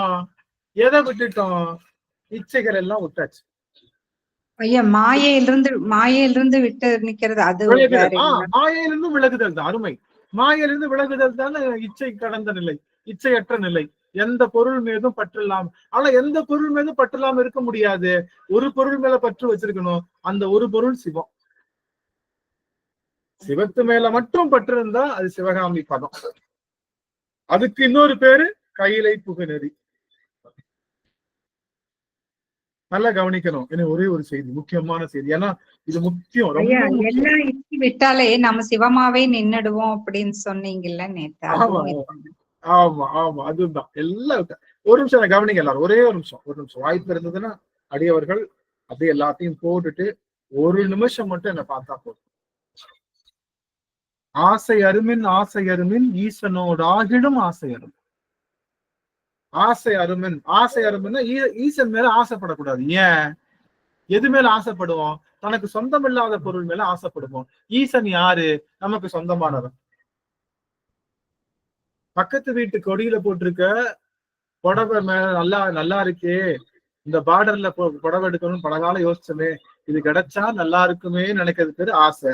நம்ம வீட்டு பீரோட இருக்க பொருள் புடவை மேலேயே ஆகா இந்த புடவை கிடைச்சா நல்லா இருக்கு அனுப்பமா. நம்ம வாங்கி வச்சிருக்கோம் 15,000 புடவை, அந்த அம்மா வாங்கியிருக்கிறது 150 ரூபா தான் புடவை. என்னமோ தெரியல, அந்த புடவையை பார்த்தா கொஞ்சம் ஆசை வரத்தான் செய்யுது, நல்லா இருக்கே அப்படின்னு. அப்போ நமக்கு சொந்தமில்லாத பொருள் மேல வைக்கக்கூடிய பற்றுக்கு பேரு தான் ஆசை. சிவபெருமான் மேல ஆசைப்படக்கூடாது. ஏன்? அவன் நமக்கு சொந்தமான பொருள். அவன் மேல அன்பு செலுத்தலாம், அவன் மேல காதலிக்கலாம், அவனை என்ன வேணாலும் பண்ணலாம். அவனை நீங்க அவன் மேல ஆசைப்படாதீங்க. ஏன்? அவன் நமக்கு சொந்தமான பொருள், அதை நீங்க ஆசைப்பட தேவையில்லை. அதனால சொல்றேன். சரி, இப்போ நல்லா கவனிங்க. சிவம் ஒரு பொருள் மேலதான் ஆசை இருக்கணும், வேற எந்த பொருள் மேலே ஆசை இருக்கக்கூடாது. காரைக்கால் அம்மையார் என்ன பண்ணிட்டாங்க? உன்னுடைய நடனத்தை பார்க்கணும்னு ஆசைப்பட்டான். இப்ப சிவம் முக்கியமா, சிவ நடனம் முக்கியமா? சிவன் தான். அந்த அம்மா சிவத்து மேலதான் ஆசைப்பட்டாங்க. ஆனா என்ன, சிவ நடனம்ட்டாங்க. அவர் என்ன சொல்லிட்டாரு? சாரிம்மா, ஆசைப்பட்டா எங்க நிக்க முடியாது, கையில நிக்க முடியாது, கையிலன்ற தத்துவத்துல நிக்க முடியாது. சாரிம்மா, நீ எங்க போயிரு, திரு ஆலங்காடு போ. ஆலங்காட்டுல என்ன பேய்கள் எல்லாம் போட்டு சுடுகாட்டு போட்டு எரிச்சிட்டு இருப்பாங்க. அது பாக்குறப்போ உனக்கு என்ன வரும்? ஆகா நல்லா இருக்கிறாங்களே, சூப்பரா இருக்கிறாங்களேன்னு வருமா என்ன? ஆசை அற்று போகின்ற இடம் இடுகாடு சுடுகாடு தான். போய் நல்லா நெல்லு, போய் பாரு, அப்பயாவது உனக்கு ஆசை போகுதான்னு போனா அங்கேயும் இந்த அம்மா என்னதான் சொல்லுது? உன்னுடைய திரு நடனம் பார்க்கணும்னு. நான் இங்க வந்து காட்டுறேன். ஏன்னா ஆலங்காட்டுல நான் காட்டலாம், கைலை தத்துவத்துல உனக்கு காட்ட முடியாதுமா. ஏன்னா நீ நடனத்துக்கு ஆசைப்பட்ட. சாரிம்மா, பிளீஸ் மன்னிச்சுப்போமான்னு போட்டு அங்க வந்தவங்கள இங்க போ சொல்லி அதுட்டாரு. நாவுக்கரசர், ஐயா நீயும் அம்மாவையும் சேர்த்து பார்க்கணும்னு ஆசைப்படுறேன். ஆசைப்பட்டியா சாமி? சரி, நீங்க குழி அங்க போ. எங்க போயிரு? போயிரு. இங்க நான் காட்ட முடியாது. ஏன்? ஆசையற்றவர்களுக்கான இடம் தான் இது கைலை.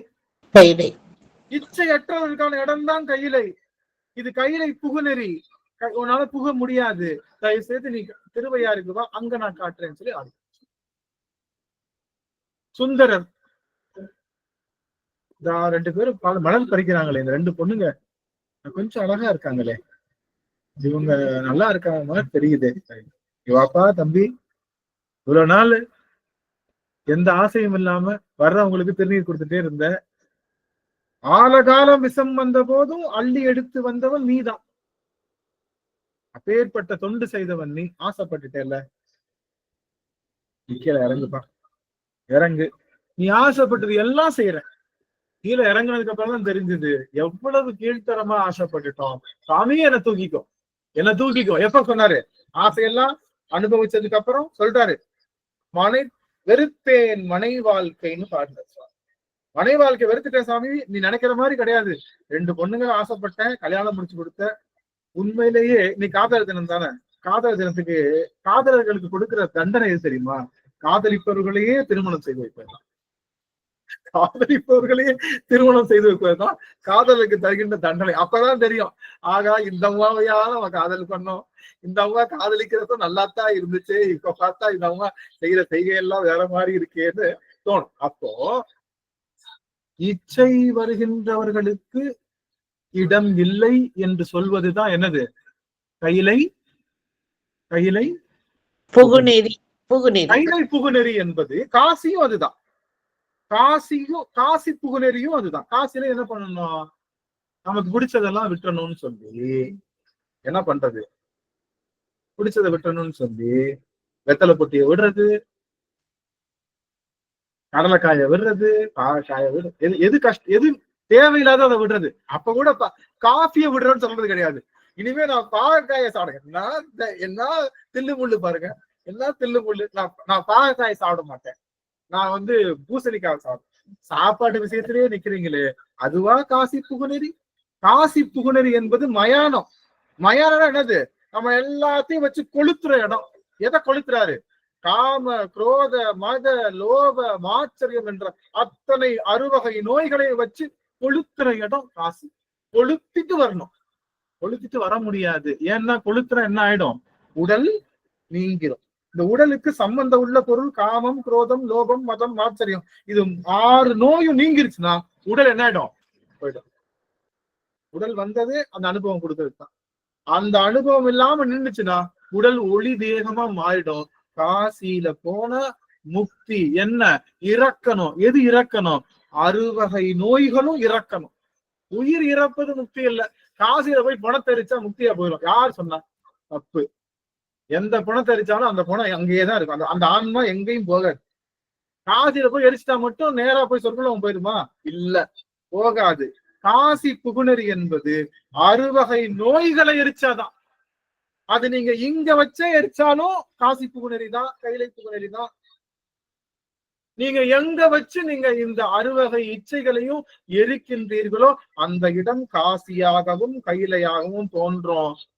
வடிவேறும் திரிசூலம் தோன்றும் தோன்றும், வளர் சடை மேல் பிறை மதியும் தோன்றும் தோன்றும், கொடியேறு கமல் கொன்றை கண்ணி தோன்றும், காதில்கள் குளைத்தோடு கலந்து தோன்றும் அப்படின்னு அவனுடைய உருவம் அப்படியே கிராபிக்ஸ் தோன்றிக் கொண்டே இருக்கும். எப்போ? கைலை புகுநெறியில் நாம் நிற்கும் போது. அவன் மட்டும் தோன்ற மாட்டான். உங்களுக்கு டபுள் டமாக்கா ஆஃபரு. பின்னாடி யாருமே பார்க்காத, யாருமே பார்க்க முடியாத, மணிவாசகர் மட்டும் பார்த்து கொண்டிருந்த அந்த ஒன்ற உடன் கலந்த அடியவர்களும் சேர்த்து தோன்றுவார். அந்த அடியவர்களையும் சேர்த்து பார்க்கின்ற அந்த நிலை என்பது கையிலை புகுநெறி. சாமி கேட்கிறாரு, அப்பா என்கிட்ட ஒரு இச்சை இருந்தது. மணிவாசகர் சொல்றாரு, நீ கூப்பிடுறப்ப என்கிட்ட ஒரு இச்சை இருந்தது. எல்லாரும் உள்ள வாங்கன்னு எனக்குள்ளே ஒண்ணு தோணுச்சு. எல்லாரும் உள்ள வாங்கன்னு சாடு உள்ள போயிட்டோம்னா நம்ம வாங்கிட்டு வந்த பொண்ணு பொருளுக்கு யாரு கணக்கு சொல்லுவாங்கன்னு ஒரு சின்னதா ஒரு ஆசை வந்துருச்சு. என் மேல பழி போட்டுருவாங்களோ அப்படின்னு ஒரு சின்னதா ஒரு இச்சை வந்துருச்சு. என் பதவியில செஞ்சா நல்லது இல்லையே நிச்சயம் வந்துருச்சு. கடைசியில என்னாச்சு? இந்த மாதிரி அசிங்கம் இல்ல. யாருக்கு? மணிவாசகருக்கு. அவர் இந்த அசிங்கப்பட்டுருவோமே நினைச்சுதான் நின்னாரு. கடைசி என்ன பண்ணாரு? ரொம்ப அசிங்கப்பட்டாரு. யாருனால? மன்னன்னால. மன்னன் பயங்கரமா துன்புறுத்தினான். நீ கொண்டு வந்த காசெல்லாம் நிறைய பரிய நரியாக்கி வேஸ்ட் பண்ணி என் நாட்டையே பண்ணிட்டேன்னு சொல்லி ரொம்ப அப்பதான் நினைச்சாரு, ஏன் சாமி நீ கூப்பிடுறப்போ எல்லா கணக்கையும் தீர்க்கிறவன் நீதானே, இந்த கணக்கை நீயே தீர்ப்ப. வந்திப்பாட்டிக்கு கூலியாளா வந்து அவளுக்கு முக்திக்கு கொடுத்த நீ எனக்கு பதிலா நீயே வந்து என்னுடைய குதிரையெல்லாம் கொடுத்துட்டு செட்டில் பண்ணிட்டு வந்திருப்ப. அது தெரியாம நான் செட்டில் பண்ணணும்னு நினைச்ச அந்த ஒரே காரணத்தினால எனக்கு கைலை புகுநெறி கொடுக்கலையே சாமி. இப்ப நான் வந்திருக்கேன் சுவாமி, இப்ப நான் வந்திருக்கேன். அடிபட்டு மிதிபட்டு எல்லாம் வந்துட்டேன். இன்னைக்கு என்கிட்ட என்ன இல்ல, அவங்களுக்கு பதில் சொல்லணும், இவங்களுக்கு பதில் சொல்லணும், அந்த இச்சை இந்த இச்சைன்னு இல்ல சாமி, இல்ல. என்கிட்ட எந்த இதுவும் இல்ல. குருந்த மரத்தடியில நீ கூப்பிடும் போது என்கிட்ட இச்சை இருந்தது உண்மைதான். ஆனா இப்ப நான் வந்து உங்ககிட்ட பாடுறேன் இல்லையா, இப்ப நான் உங்ககிட்ட வந்து பேசுறேன் இல்லையா, அப்போ என்கிட்ட இச்சை இல்ல சாமி. கையிலை புகுநெறி இதுதான், கையிலை புகுநெறி இதுதான். அருந்தவா நினைத்தே ஆதரை தலைத்தால் அலைகடல் அதனுள்ளே நின்று பொருந்தவா கையிலை புகுநெறி இதுதான். இப்ப சொல்லு, நான் நிக்கிற இடம் கையிலையா இல்லையான்னு சொல்லு சாமி. நான் கையிலைக்கு வந்துட்டேன், நான் எல்லாம் வந்துட்டேன் சுவாமி, அந்த நிலைக்கு வந்துட்டேன். கையிலைன்றது இடம் இல்ல, அது நிலை. கையிலைன்றது இடம் இல்ல, அது நிலை. அந்த நிலைக்கு நான் வந்துட்டேங்கய்யா, வந்துட்டேன் சுவாமி, என்னை எப்படினாச்சும் ஏத்துக்கோ. அதந்துவே என்றருளாயு உன் சரணாகதி. இனிமே நான் யாருக்கும் பதில் சொல்ல தேவையில்லை. நான் அமைச்சரும் கிடையாது, நான் எனக்குள்ள எந்த விஷயமும் இல்ல. எனக்குள்ள இப்ப ஒரு சின்ன தயக்கம் கூட இல்ல. நீ கூப்பிட்டா நான் வரும்போது எனக்கு என்ன ஆகும்னு சொல்லி என்னை ஏன்னு கேட்கறதுக்கு நாதி கிடையாது சுவாமி. என்னை ஏன்னு கேட்கறதுக்கு என்னை யாருன்னு கூட தெரிஞ்சுக்கிறதுக்கு ஆள் கிடையாது சுவாமி. நான் வந்துட்டேன் சுவாமி, நான் கைலை நெறிக்கு வந்துட்டேன். என்னை எப்படினாச்சும் நீ அழைத்துக்கொள் பெருமானே அப்படின்னு சொல்லி கைலை நெறியில பெருமான் என்று சொல்வது. அந்த இச்சை களைந்த இடம், இச்சை களைகின்ற இடம் நம்முடைய கையிலை என்று சொல். அந்த கைலை புகழெறியை காட்டுகின்ற இடம்தான் அருள் பற்று. அருளை முழுவதுமாக பெறுவதற்கு நாம் பெற வேண்டிய நிச்சயம் நாம எம்டியா இருக்கணும். நாம எம்டியா இருக்கிறது தான் உலக பிரபஞ்சத்திலையும் நம்ம என்ன பண்றோம், நம்ம விரிச்சு நிக்கிறது. எம்டினஸ் எப்ப ஃபார்ம் ஆகும், எனக்கு எந்த ரெஸ்பான்சிபிலிட்டியும் இல்லை. நீங்க சொல்லலாம், என்னடா இப்ப நான் ஒரு வீட்டுல மனைவியா இருக்கேன், கணவனா இருக்கேன், ஒரு பிள்ளைக்கு அம்மாவா இருக்கேன், இப்ப போய் ரெஸ்பான்சிபிலிட்டி இல்லைன்னு சொல்றியே, நான் எப்படிடா சொல்ல முடியும், அது சொல்றதுக்கு நாள் இருக்குதானடா அப்படின்னு கேட்டா, இல்ல நாம செய்யல, நாம போடுற சோறுல குழந்தை வாழல, நாம ஊத்துற தண்ணீர குழந்தை வாழல, இறைவனுடைய கருணையில வாழ்ந்துட்டு இருக்கு. நாம செய்யற விஷயத்துல நம்மளுடைய கணவர் வாழல, எல்லாத்துக்கும் அவன்தான் காரணம். எனக்கு ரெஸ்பான்சிபிலிட்டி இல்ல, ஆனா கொடுத்த கடமையை நான் செஞ்சுக்கிட்டு இருக்கேன், உன்னை நோக்கி தவம் செஞ்சுட்டு இருக்கேன் பெருமானே. எனக்கு எந்த ரெஸ்பான்சிபிலிட்டி இல்ல, கொடுத்த கதாபாத்திரத்துக்கு சரியான வேடத்துல நடிச்சுட்டு இருக்கேன், ஆனா உண்மை உன் திருவடிதான், எனக்கு எந்த ரெஸ்பான்சிபிலிட்டி இல்ல பெருமானேன்னு உண்மையாக நாம் எப்பொழுது சொல்கின்றோமோ, வடிவேறும் திரிசூலம் தோன்றும் தோன்றும் வளர்சடை மேல் இறைமதியின் தோன்றும் தோன்றும் அப்படியே உங்களுக்கு முன்னாடி தோன்று நிற்பான். அவன் மட்டும் இல்ல, அவனோடு திருவோல காட்சியாக அந்த அடியவர் ஒன்ற உடன் கலந்த அடியவர்களும் தோன்றி, அந்த காட்சிக்கு பேருதான் கையிலை காட்சி. அந்த காட்சியை பெறுவதற்கு அருள் பத்து உதவுகின்றது என்று சொல்லி அருள் பத்தினை அடியேன் குருநாதர் திருவடி கொண்டு நிறைவு செய்கின்றேன். திருச்சிற்றம்பலம். சிவாயனம் சிவாயனம் சிவாயனம். நிறைவு செய்யும் முகமாக அம்மா வாழ்த்து பாடம். சிவாய நம. திருச்சிற்றம்பலம். வான்மையில் வளாது மறைவலம் சொற்கமன் கோன்முறை அரசு செய்க, குறைவிலா உயிர்கள் வாழ்க, நான் மறை அரங்கலோங்க.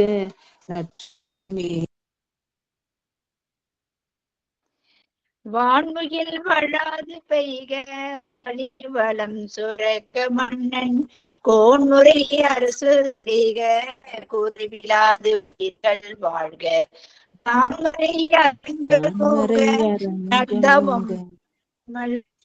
மேன்மைக்குள் சைவ நீதி உலகமெல்லாம், மேன்மைக்குள் சைவ நீதி விளங்குக உலகமெல்லாம்.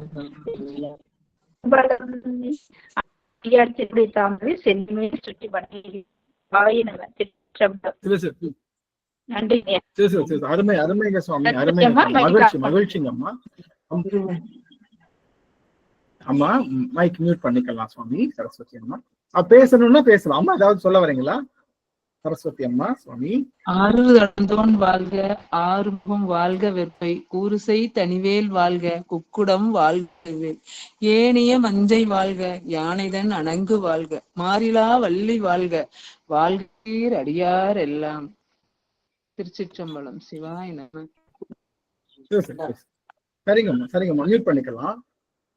திருப்படி வணக்கம் ஐயா. ஐயா சுவாமி இந்த அன்பு அன்புன்ட்டீங்க, ஆனா அன்பா ஒரு பாட்டு பாடிடுறேன். கோவில் திருப்பதிகம் 22 2வது பாட்டு. அந்த கசிந்து உருகன் அந்த அம்மா சொன்ன வார்த்தைக்கு அப்படியே பொருத்தமா அமையுது. எல்லாம் அவனருள். இன்னைக்கு உங்களை அருள் பத்து விடல, என்ன விடாது, அது அருள் அப்படியே இருக்கும்.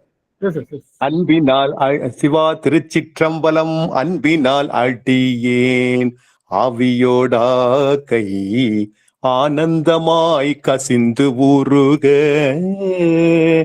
என்பரம் அல்லா இன்னருள் தந்தாய் யானிதற்கிலனோர் கைமாறு முன்புமாய் பின்பும் முழுதுமாய் பரந்த முத்தனே முடிவிலா முதலே தென் பெருந்துறையாய் சிவபெருமானே சீருடை சிவபுரத்து அரைசே திருச்சிற்றம்பலம். நன்றிங்க ஐயா. சத்யநாராயணன் சொன்ன உடனே பிரெயில் புக் போய் எடுத்து பார்த்துட்டு வந்துட்டேன் இந்த பாட்டை உடனே. உங்களுக்கு தான் நன்றி சொல்லணும். ரொம்ப நன்றி. தவம் ஐயா. ஐயா சத்யநாராயணன் ஐயா, நீங்களா எங்களோடு இணைந்து இருப்பது நாங்க செய்த தவம் தவம் தவம். இப்ப அடியார்களுக்கு வாய்ப்பு. அடியார்கள் தாங்கள் தங்களுடைய கருத்துக்களை பதிவு செய்யலாம். ஏதாவது கேள்விகள் இருந்தா கேட்கலாம். நடராஜன் சுவாமி கையை உயர்த்திருக்காங்க. அம்மா ஐயா அடியார்களுக்கு அனைத்து அடியார்களுக்கும் திருப்படி வணக்கம். இன்னைக்கு அடியன் வண்டி ஓட்டிட்டு இருந்தாலும் கூட உள்ள ரொம்ப கான்சென்ட்ரேஷன்ல நீங்க ஐயா பேசுனதை கேட்டுட்டு வந்தேன். ரொம்ப உன்னதமான நாள் இன்னைக்குங்க. இன்னைக்கு குறிச்சு வச்சுக்கணும். இன்னைக்கு உண்மையாவே நான் கைலாயத்துக்கு போன ஒரு ஃபீலிங் அப்படியே வந்ததுங்க. நிறைய பேச வேண்டி இருக்குது, சுருக்கமா முடிச்சிருங்க. ஒரு சின்ன சந்தேகங்க ஐயா. சோதி அப்படிங்கிறதுக்கு நீங்க பரிசோதனை அப்படின்னு சொன்னீங்க. அதுக்கு எல்லை இல்லாத அப்படிங்கிற ஒரு அர்த்தம் இருக்குங்களா? அதுதான் அர்த்தம் தான். எல்லையில் நம்ம முதல்ல சொன்னதுதான் சோதின்னா அப்படி ஒரு அர்த்தம். ஏன்னா முதல் சோதி ஏற்பட்டுச்சு, அதை அவங்க சோதிச்சு பார்த்தாங்க, அதனால சோதின்னு சொல்றாங்கன்னு அப்படியும் ஒரு அர்த்தம் சொல்றாங்கன்னு சொன்னாங்க. அதுதான் நம்ம எல்லையற்ற அந்த ஒளி சுடருக்கு தான் நம்ம சோதின்னு சொல்லியிருந்தோம். அதுதான் சரியான பொருள். பட் இதுக்கு இன்னொரு பொருளை சொல்றாங்கன்றதையும் நம்ம அது இங்க பதிவு செய்யறோம். அப்புறம் அந்த கைலாய புகுநெறி நீங்க சொல்லும் போது அம்பாளுடைய பதம் அப்படின்றதுக்கு சொல்லும் போது எனக்கு இந்த குற்றாலநாதருடைய கோயில் எனக்கு அப்படியே அந்த தரிசனம் பண்ணின பிக்சர் கண்ணுல வந்தாங்க. நம்ம திருச்சிக்குள்ள வரும்போது இனிமேல் கோயில போகும்போது எல்லா அடியார்களும் மனசுல வச்சுக்கணும். இதுல சுவாமி எல்லா கோயிலையும் ஒரு கருத்து நமக்கு எல்லா இடத்துலயும் உணர்த்துறாங்க. அப்படிதான் கோயில் எல்லாமே அமைச்சிருக்கிறாங்க. என்னுடைய உணர்வுகள் அந்த கோயில்ல திருச்சிற்றூர் போகும்போது எல்லா கோயிலையும் சிதம்பரம் போகும்போது சரளாமாவுக்கு நான் ரொம்ப நன்றி கடமைப்பட்டிருக்கிறேன். ஏன்னா அவங்க இழுத்து என்னை நிக்க வச்சு அந்த பள்ளியறை பூஜையை காமிச்சாங்க. அந்த இடத்துல நிறைய கேள்விகள் வந்தது எனக்கு. சுவாமிய அப்படியே உத்து கவனிச்சுட்டே இருக்கிறேன். எனக்கு சுவாமிய ஒண்ணுமே தெரியல. ஒரு பூமாலை மட்டும் சுருட்டி வச்சிருக்கிறாங்க. சுவாமியுடைய பாதத்தை பள்ளியறை பூஜைக்கு கொண்டு போறாங்க.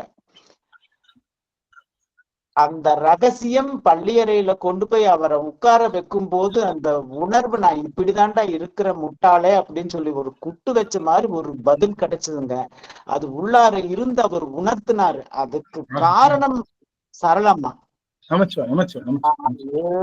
அந்த ஆனந்தம் எல்லாருமே உண்மையாவே நமக்கு அந்த இடத்துல ஒண்ணுமே அந்த கூட்டத்துல அந்த உணர்வுகள் பல விதமா செதஞ்சுதான் கிடக்குத ஒழிய அந்த உணர்வு கூர்ந்து நோக்கக்கூடிய எத்தனை பேருக்கு அந்த உணர்வு கிடைக்குதுன்னு தெரியல. சுவாமியை பாக்குறாங்க, அப்புறம் திருப்பி மேல பாக்குறாங்க, சுவாமி பாக்குறாங்க, அந்த பக்கம் பாக்குறாங்க. அதாவது அவங்க என்ன உணர்த்துறாங்கன்னா ஆகாயத்தை பாக்குற மாதிரி உணர்த்துறாங்க. ஆகாயத்திலேயே பார்த்துட்டு இருக்கிறோம், திருப்பி தலையை திருப்பி ஏன் அந்த பக்கம் பாக்குறாங்கன்னு எனக்கு அந்த இடத்துல ஒரு உணர்வு, அந்த குண்டூசில எடுத்து குத்துன மாதிரி ஒரு உணர்வு, நான் இப்படி இருக்கிறேன் அப்படின்னு சொல்லி காமிச்சாங்க. எனக்கு கொஞ்ச நேரம் நில தடுமாறி அப்படியே உணர்வு இல்லாம அப்படியே நின்னுட்டாங்க அந்த தரிசனம் பார்த்தோம்னா. நான் இப்படி அவர் உணர்த்திட்டார். அப்புறம் இந்த திருப்பி இந்த குற்றாலத்துக்கு வர்றாங்க. திருச்சுற்றுல எப்படி வரும்போது எல்லா இடத்துலயும் வருணலிங்கம், ஆகாய லிங்கம் அப்படின்ட்டு நிறைய சன்னதிகள் எல்லாம் இருக்குது. எல்லா சன்னதிகள்ல போனாலும் எல்லாம் ஒரே மாதிரி சுவாமி லிங்க திருமணி வச்சிருப்பாங்க, பக்கத்துல அம்பாள் நின்றுட்டு இருப்பாங்க. அந்த அம்பாளை தரிசனம் பண்ணணும். அந்த அம்பாள் எப்படி இருக்கிறாங்க அப்படிங்கறது பார்க்கணும். அந்த அம்பாள் நிக்கிறாங்க, ரொம்ப வெக்கப்பட்டு நிக்கிறாங்க, லேசான ஒரு புன்முறுவலோடு இருக்கிறாங்க. அப்படியே சுவாமியை இப்படி கொஞ்சமா இப்படி திரும்பி பாக்குறாங்க.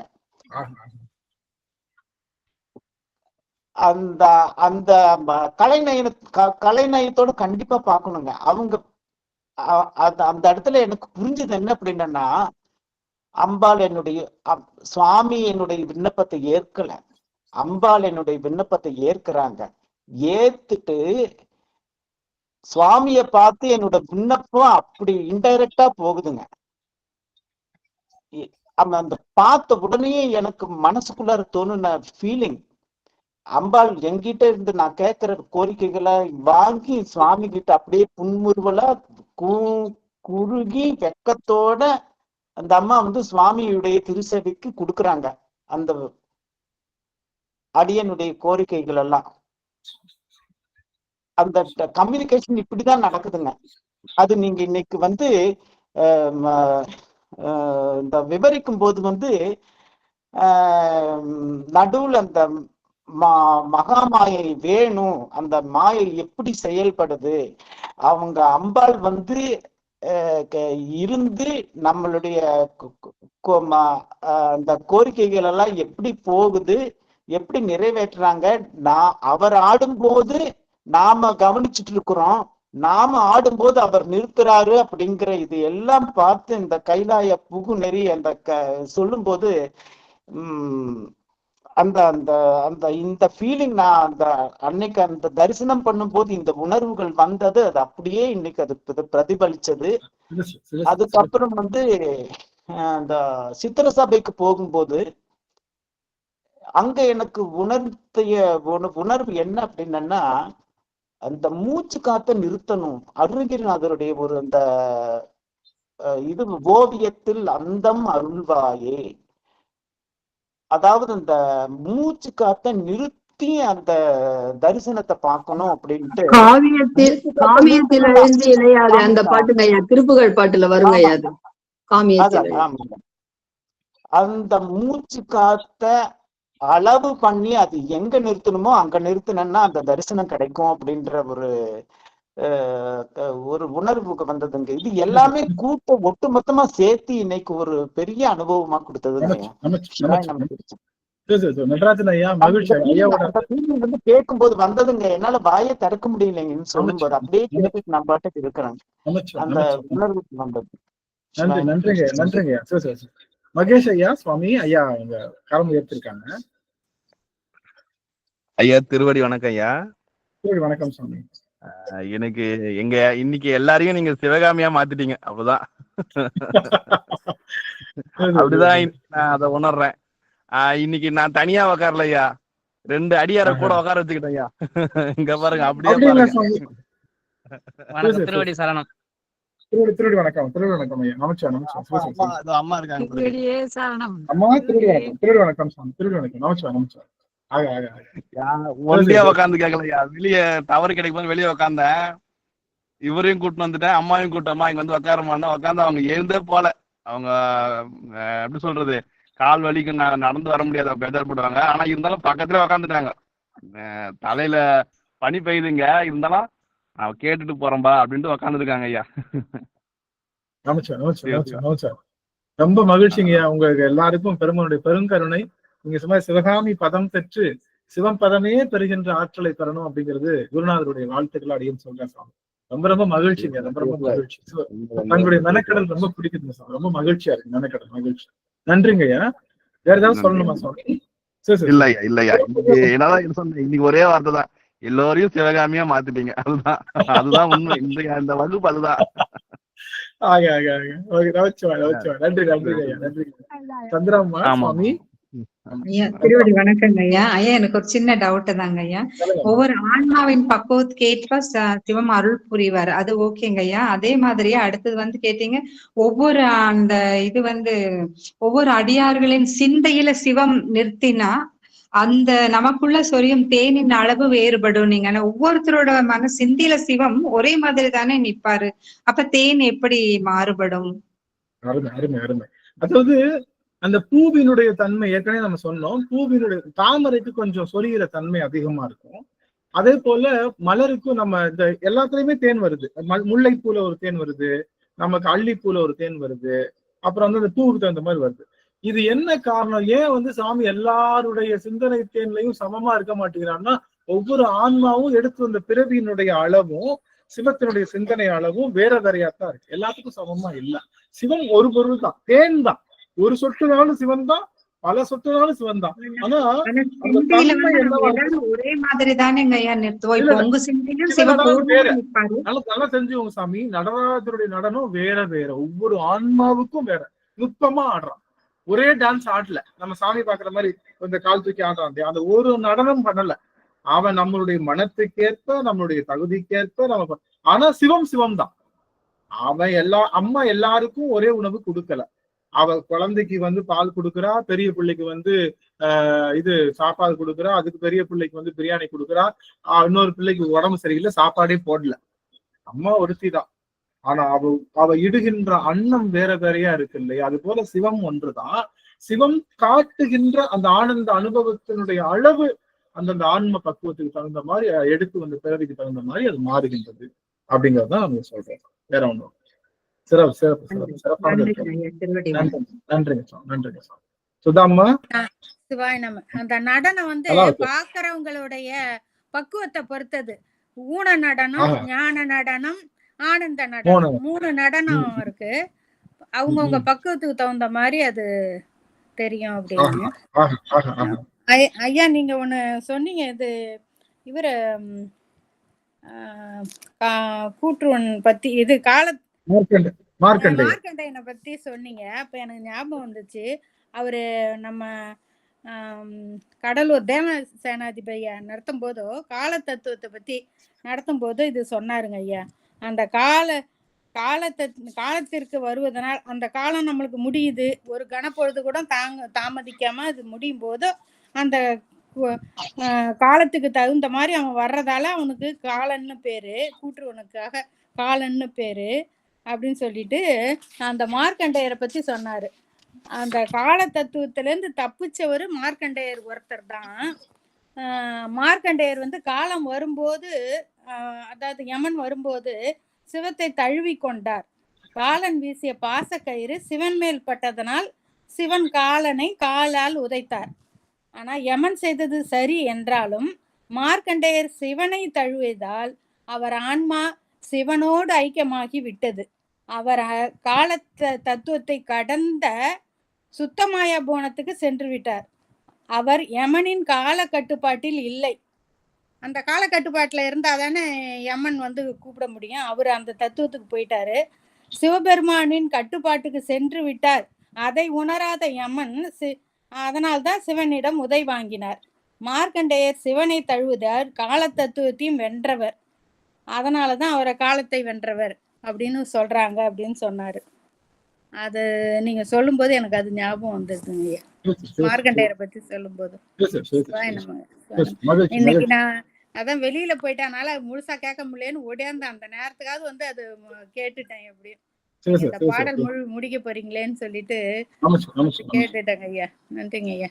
நன்றிங்க சுவாமி, நன்றிங்க சுவாமி. சரி சார், சரி. சித்தாம்மா உங்களுக்கு ஐயா ஐயா நீங்க சொன்னது கண்ணப்பர் நமச்சிவாயத்தை தான் ஜபிச்சுக்கிட்டு இருந்தாரு. அது நாம வெளியில பாக்குறதுக்கு சிவனை தழுவிட்டு இருக்கிற மாதிரி புரிதலுக்கு அந்த மாதிரி போட்டிருக்காங்க. ஆனா நமச்சிவாயத்தை தான் அவரு மனசார சிவனை தழுவியதா அந்த நமச்சிவாய மந்திரம் தான். அததாங்க நீங்க சொன்னீங்க. சிறப்பு, சிறப்பு, சிறப்பான புரிதல் சுவாமி. அதுதான் அங்க சொல்லப்பட்டது. மகிழ்ச்சி. அம்மா சிதாம்மா. சுவாமி திருவடி வணக்கங்கய்யா. திருவடி வணக்கம். தெரியாது திருவடி வணக்கம் ஐயா. இன்னைக்கு நம்ம சிவகாமி அம்மாவை பத்தி பேசும்போதுங்க ஐயா எனக்கு ஒரு பாட்டு ஞாபகம் வந்துச்சுங்க. நம்ம அது சொல்லலாம்னு சொல்லிட்டுங்க. நம்ம சோசிமியா இதுல சொல்லியிருக்காருங்க ஸ்பீச்ல. சும்மா வேடிக்கையா சொல்லுவாருங்க ஐயா. இந்த மாதிரி நம்ம ஏதாவது வேணும் அப்படின்னா, இப்போ ஒரு குழந்தை எக்ஸ்கர்ஷன் போகணும் அப்படின்னு சொன்னா போய் நேரடியா அப்பாட்ட கேட்காது, அம்மாட்ட தான் போய் அம்மா எனக்கு எக்ஸ்கர்ஷன் போகணும், இவ்வளவு காசு கொடுங்க அப்படின்னு எல்லாம் கேட்குமாமா. அப்ப அம்மா சொல்லுவாங்களாமா, சரி தம்பி நான் வாங்கி தரேன் நீ போன்னு சொல்லி அப்பாட்ட போய் எந்த நேரத்துல சொன்னா கிடைக்குமோ அந்த மாதிரி சொல்லி வாங்கி கொடுப்பாங்க அப்படின்னு சொல்லுவாங்க. அது வேடிக்கையா ஒரு பாட்டுல கூட சொல்லியிருக்காங்கய்யா. பலப்பட்டை சொக்கநாத புலவர் பாடிய பாடல் என்ன அப்படின்னா, ஆய்முத்து பந்தரின் மெல்லனை மீது உன் அருகு இருந்து நீ முத்தம் தா என்று அவர் கொஞ்சும் வேளையில் நித்தம் நித்தம் வேய்முத்தரோடு என் குறைகள் எல்லாம் மெல்ல மெல்ல சொன்னால் வாய்முத்தம் சிந்திவிடுமோ நெல்வேலி வடிவம்மையே அப்படின்னு சொல்லிட்டு திருநெல்வேலி அம்மைய பத்தி சொன்னாருங்க அந்த பாட்டு. நீங்க சொன்னோடனே அந்த பாட்டு ஞாபகம் வந்துச்சு. மகிழ்ச்சி, மகிழ்ச்சி. அடியார்களுக்கு ஒரே ஒரு செய்தி என்ன அப்படின்னா, மொத்த இந்த ஏன்னா நிறைய பேசிட்டோம், நம்ம என்ன பேசணும்ன்றத ஃபைனலா நான் கன்க்ளூடும் பண்ணணும். அது டிஸ்ட்ராக்ட் ஆயிருக்கு. அதுக்கு என்னன்னா, கைலை புகுநெறி என்பது நம்மளுடைய இச்சை தத்துவத்துல நீங்கி நிற்கக்கூடிய நிலை. அந்த நிலைய நாம பயிற்சியினாலும் இறைவனுடைய அனுகிரகத்தினாலும் குருநாதனுடைய அந்த குருவடி தீக்கையினாலும் நாம பெற முடியும். நாம காரைக்கால் அம்மையார் வச்சது சிவநடனம் பார்க்கணும்ன்ற ஆசைதான். சிவத்தோடு ஒன்றி இருக்கக்கூடிய அந்த இச்சையும் களையணும். அதுதான் முக்கியம். இது சிவன் தானே நான் கேட்கிறேன், நான் எல்லா தலைப்பயணத்துக்கும் போகணும்னு ஆசைப்படுறேன் சாமி அப்படின்னு ஒரு இச்சை இருந்துச்சுன்னா அந்த இச்சையும் களையணும். சிவம் ஒரு பொருளை தவிர வேற எந்த இச்சையும் இல்லாது இருக்கக்கூடிய ஆற்றல் தான் கைலை புகுநெறி அப்படிங்கிற அந்த நெறிய அடியார்கள் மிக தெளிவாக உணர்ந்து கொண்டால் கைலை புகுநெறியின் மூலமாக இறைவனுடைய திருக்காட்சி மட்டுமல்ல, இறைவனோடு இருக்கின்ற ஒன்ற உடன் கலந்தவருடைய திருக்காட்சியும் சேர கிடைக்கும். அந்த ஆற்றலை பெறுகின்ற நிலைக்கு பேரு கைலை புகுநெறி. அந்த புகுநெறியை அடியார்கள் பெற்று பெருவாழ்வு பெற வேண்டும் என்று அடியார்கள் ஒரு மீண்டும் அதை சொல்லி இந்த கைலைய தொடர்ந்து அடியார்கள் கொஞ்சம் முயற்சி செய்யுங்கன்னு சொல்லி அடியின் அளவுல நிறைவு செய்யும் முகமாக ஐயா நமக்கு ஆசை இருக்கும் இல்லைங்கய்யா, திருச்செந்தூர்ல போய் முருகனை பார்க்கணும், அண்ணாமலையார பார்க்கணும் அப்படின்னு ஆசை இருக்கும் இல்லைங்கய்யா, தரிசனம் பண்ணணும் அப்படின்னு சொல்லி அதெல்லாம் இருக்கக்கூடாதுன்னு சொல்றீங்க? இல்ல அதெல்லாம் நீங்கும் சொல்றோம். அது நீங்கும். அது நீங்க எப்ப நீங்கும்? எப்ப நீங்க போய் பார்த்துட்டு வந்தா நீங்கிரும். புரியுதுங்களா? ஒரு இடம் போய் பார்க்கணும், கைலைக்கு போய் நம்ம திருச்செந்தூர் போய் பார்த்துட்டு வந்தோம்னா அது நீங்கிரும். அது அனுபவப்பட அந்த அனுபவத்துல நீங்கும். அப்ப எல்லா அனுபவத்தையும் நம்ம பெற்று அதுக்காக கோயிலுக்கு நாங்க போறதுக்கு ஆசைப்பட்டா கைலைக்கு போகக்கூடாதுன்னா, கைலை புகுநெறின்றது 12ஆம் வகுப்பு சிலபஸ். நாம இருக்கிறது 6ஆம் வகுப்பு சிலபஸ். 6ஆம் வகுப்பு சிலபஸ் 7ஆம் வகுப்பு வரும், 8ஆம் வகுப்பு வரும், 9ஆம் வகுப்பு வரும். 12ஆம் வகுப்புக்கு போகணும்னு சொல்றேனே தவிர 6ஆம் கிளாஸ்ல இருந்து டைரக்டா 12ஆம் வகுப்பு போறது விபரீதமான செயல். அது கொஞ்சம் கஷ்டம். அதனால இதுவே நான் கோயிலுக்கு போக கூடாதுன்ற இச்சை வச்சுக்கிறேன்னா அது இச்சை நீங்குவதல்ல. இச்சையில இருந்து நாம நீங்கணுமே தவிர இச்சையை நீக்கிக் கொள்ளக்கூடாது. புரியுதா? இச்சையிலிருந்து நாம நீங்கணும், இச்சையை நீக்கிக் கொள்ளக்கூடாது. இச்சை எனக்கு வேணாம்னு சொல்லக்கூடாது. புரியுதுங்களா? வந்ததுன்னா அதை செஞ்சு நிறைவேற்றிக்கணும். அப்படித்தானே சாமி செஞ்சாரு. சாமி என்ன செஞ்சாரு? மணிவாசகர் நினைச்சாரு, இந்த குதிரைக்கு நான் பதில் சொல்ல நினைச்ச உடனே நீயே போய் சொல்லிட்டு வாப்பான்ட்டு போயிட்டு வா, அப்பதான் உனக்கு தெரியும் அந்த அனுபவம் அப்படின்னு. அதனால பாப்பா பாப்பா சவுண்டு. அப்ப அந்த கைலை புகுநெறிங்கிறத இச்சை நீங்கணும்னா இறைவனோடு எல்லா இச்சையும், அதான் மாயை. சாமி கோயிலுக்கு போகணும், சாமிக்கு வேல் சாத்தணும், சாமிக்கு வந்து நான் புடவை சாத்தணும், ஒரு கோயில் கட்டணும், இதெல்லாம் நினைப்பதும் கூட மாயைன்னு சொல்றாங்க. புரியுதுங்களா? இது எப்ப நீங்கும்? அதெல்லாம் செஞ்சுட்டு வந்தா நீங்கும். திருச்செந்தூர் போயிட்டு வந்துட்டேன், திருச்செந்தூர் நீங்கிருச்சு. அப்படி நான் பல முறை போய் என்கிட்ட நீங்கல அப்படின்னா சாமி கைலை புகுநெறி கொடுக்க மாட்டார். கைலை தரிசனம் கொடுக்க மாட்டார், வெயிட் பண்ணுவார். ஆனா வரும், நமக்கு கண்டிப்பா வரும், அந்த ஸ்டேட் நமக்கு வரும். அந்த ஸ்டேட் என்னன்னு சொல்லியிருக்கேனே தவிர அந்த ஸ்டேட்டுக்கு இப்பயே போகணும்னு நான் சொல்லல. புரியுதுங்களா? இப்பவே இன்னைக்கே டிராவல் பண்ணிடணும்னு சொல்லல. அந்த ஸ்டேட் தான் ஃபைனல் கைலை ஸ்டேட். கைலை புகுநெறிக்கு அர்த்தம்னு சொல்லியாச்சே தவிர இன்னைக்கே நீங்க கைலைக்கு போகணும்னு அடியேன்னு சொல்லல. அடியேன் வந்து தெளிவா கொஞ்சம் கொஞ்சமா எல்லா உணர்வுகளையும் எடுத்துக்கிட்டு அவனை பூஜிச்சு வழிபாடு செஞ்சு அவனை தழுவி எல்லாம் அடங்கினதுக்கு அப்புறம் ஆட்டோமேட்டிக்கா நம்ம திருச்செந்தூர் போகணும்னு நினைக்கிறப்ப திருச்செந்தூர் போனதுக்கு அப்புறம் சில இடர்பாடுகள் அவன் கொடுத்து நம்ம என்ன பண்ணுவான், இந்த மாதிரி ஒண்ணும் இல்லப்பா, எங்க இருந்தாலும் அவனை கும்பிட்டுருக்கலாம்ப்பான்ற எண்ணத்தை கொடுப்பான் இல்லையா? அப்ப தெரியும் நம்மளுக்கு, ஐயோ நம்ம அப்படி நினைச்சுக்க கூடாது அப்படிங்கிற மாதிரியாத உணர்வே தவிர இது வந்து அந்த உணர்வும் அவனை எவ்வளவுக்கு எவ்வளவு நம்ம உயரமா போறோமோ அவ்வளவுக்கு எவ்வளவு அதனுடைய உணர்வுகள் அற்று போகும், உயர்வுக்கு போகணும்னு சொல்ல வரோம். புரியுதுங்களா? கைலை புகுநெறிக்கான சிலபஸ் இது. அந்த சிலபஸ் படிக்கிறதுக்கு நமக்கு கொஞ்சம் பக்குவம் தேவைப்படுது. சிலவங்க அந்த பக்குவத்தை ஏற்படுறதுக்கு முயற்சி பண்ணலாம், அந்த பக்குவம் இருக்குன்னு தெரிஞ்சுக்கலாம். ஓ, இப்படி ஒரு பக்குவம் இருக்கு, இப்படி ஒரு பதம் இருக்கு, சிவகாமி பதம்னு ஒண்ணு இருக்கு, நாம எதுவுமே கேட்காம அப்படியே தமக்கட்டின்னு போய் சாமிக்கு முன்னாடி நின்னா நாமும் சிவகாமி தான் அப்படிங்கிற அந்த நினைப்பு உங்களுக்குள்ள வரணும் தான் அடியன். வேற ஒண்ணு. மகிழ்ச்சிங்க சுவாமி, மகிழ்ச்சி. இதுல நிறைய சிதறல்கள் இருக்கு, நிறைய கவன சிதறல்கள் இருக்கு.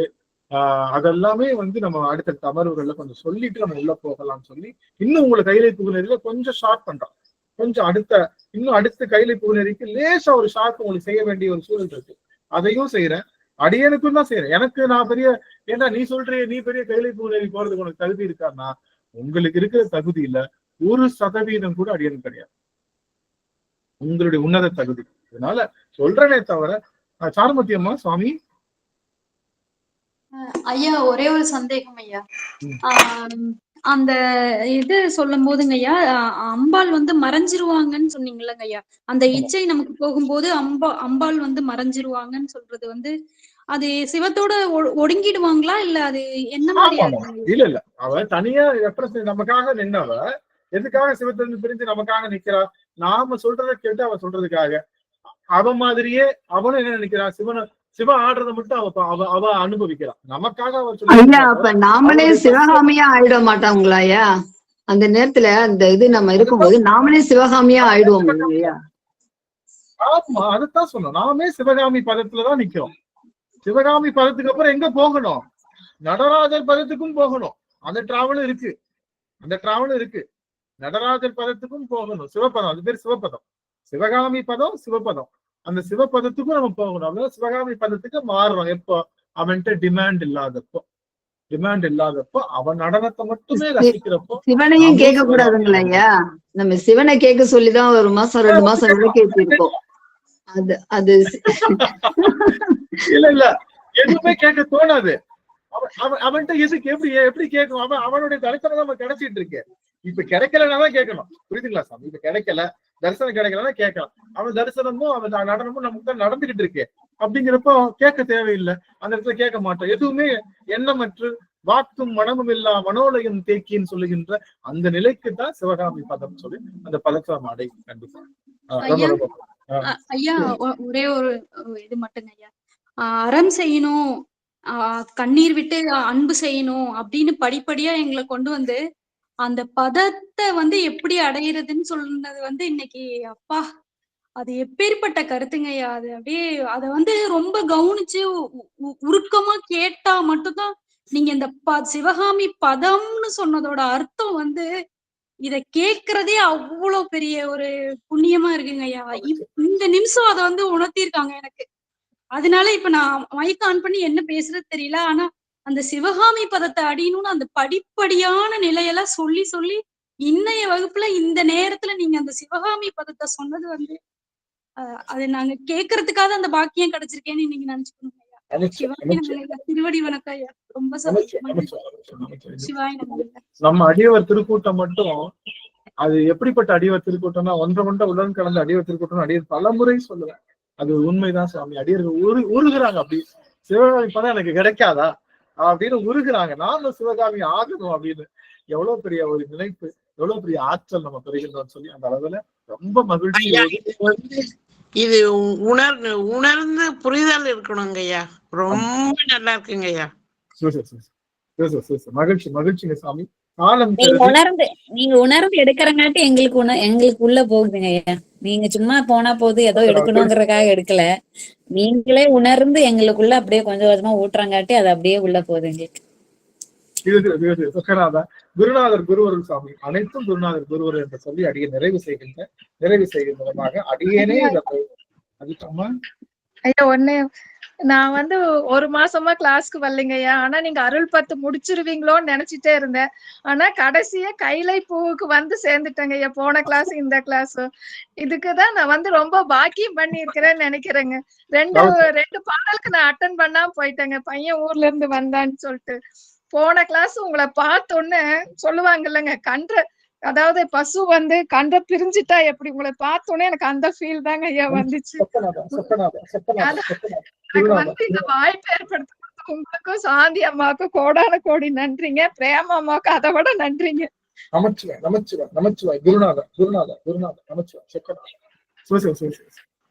மகிழ்ச்சி. உங்களுடைய அன்பு வெள்ளத்துல திருப்பெருந்துறை நாதர் எப்பொழுதுமே கலந்திருப்பாரு. அவர் குறுந்த மரத்தடியில அதந்துவே என்ற அருளாய் என்று அருள் செய்வதற்காக அவன் காத்திருக்கான்னு சொல்லி அவனுடைய திருவடியை அடியன் நினைத்த இடத்திலேயே வணங்கி மகிழ்ந்து அன்னை சிவகாமியும் நடராஜ பெருமானையும் அடியன் மகிழ்ந்து வணங்கி இந்த அவையை அடியன் நிறைவு செய்ததாக நிறைவு பாடல் திருச்சிற்றம்பலம். வெற்றிவேல் முருகனுக்கு அரோகரா. ஞானவேல் முருகனுக்கு அரோகரா. ஆறிரு தடந்தோய் வாழ்க, அருமுகம் வாழ்க, குருசை தனிவேல் வாழ்க, சுக்குடம் வாழ்க, செவ்வேல் ஏரிய மங்கை வாழ்க, யானை தன்னனங்கு வாழ்க, மாறிலா வள்ளி வாழ்க, வாழ்க சீரடியார் என்றார். மாறிலா வள்ளி வாழ்க, வாழ்க சீரடியார் எல்லாம். வெற்றிவேல் முருகனுக்கு அரோகரா. ஞானவேல் முருகனுக்கு அரோகரா. திருச்சிற்றம்பலம். சிவ அடியார்கள் இதை அப்படியே மனசுல நிறுத்திக் கொள்ளுங்க. முடிந்த அளவுக்கு அதை பயிற்சி பண்ணுங்க.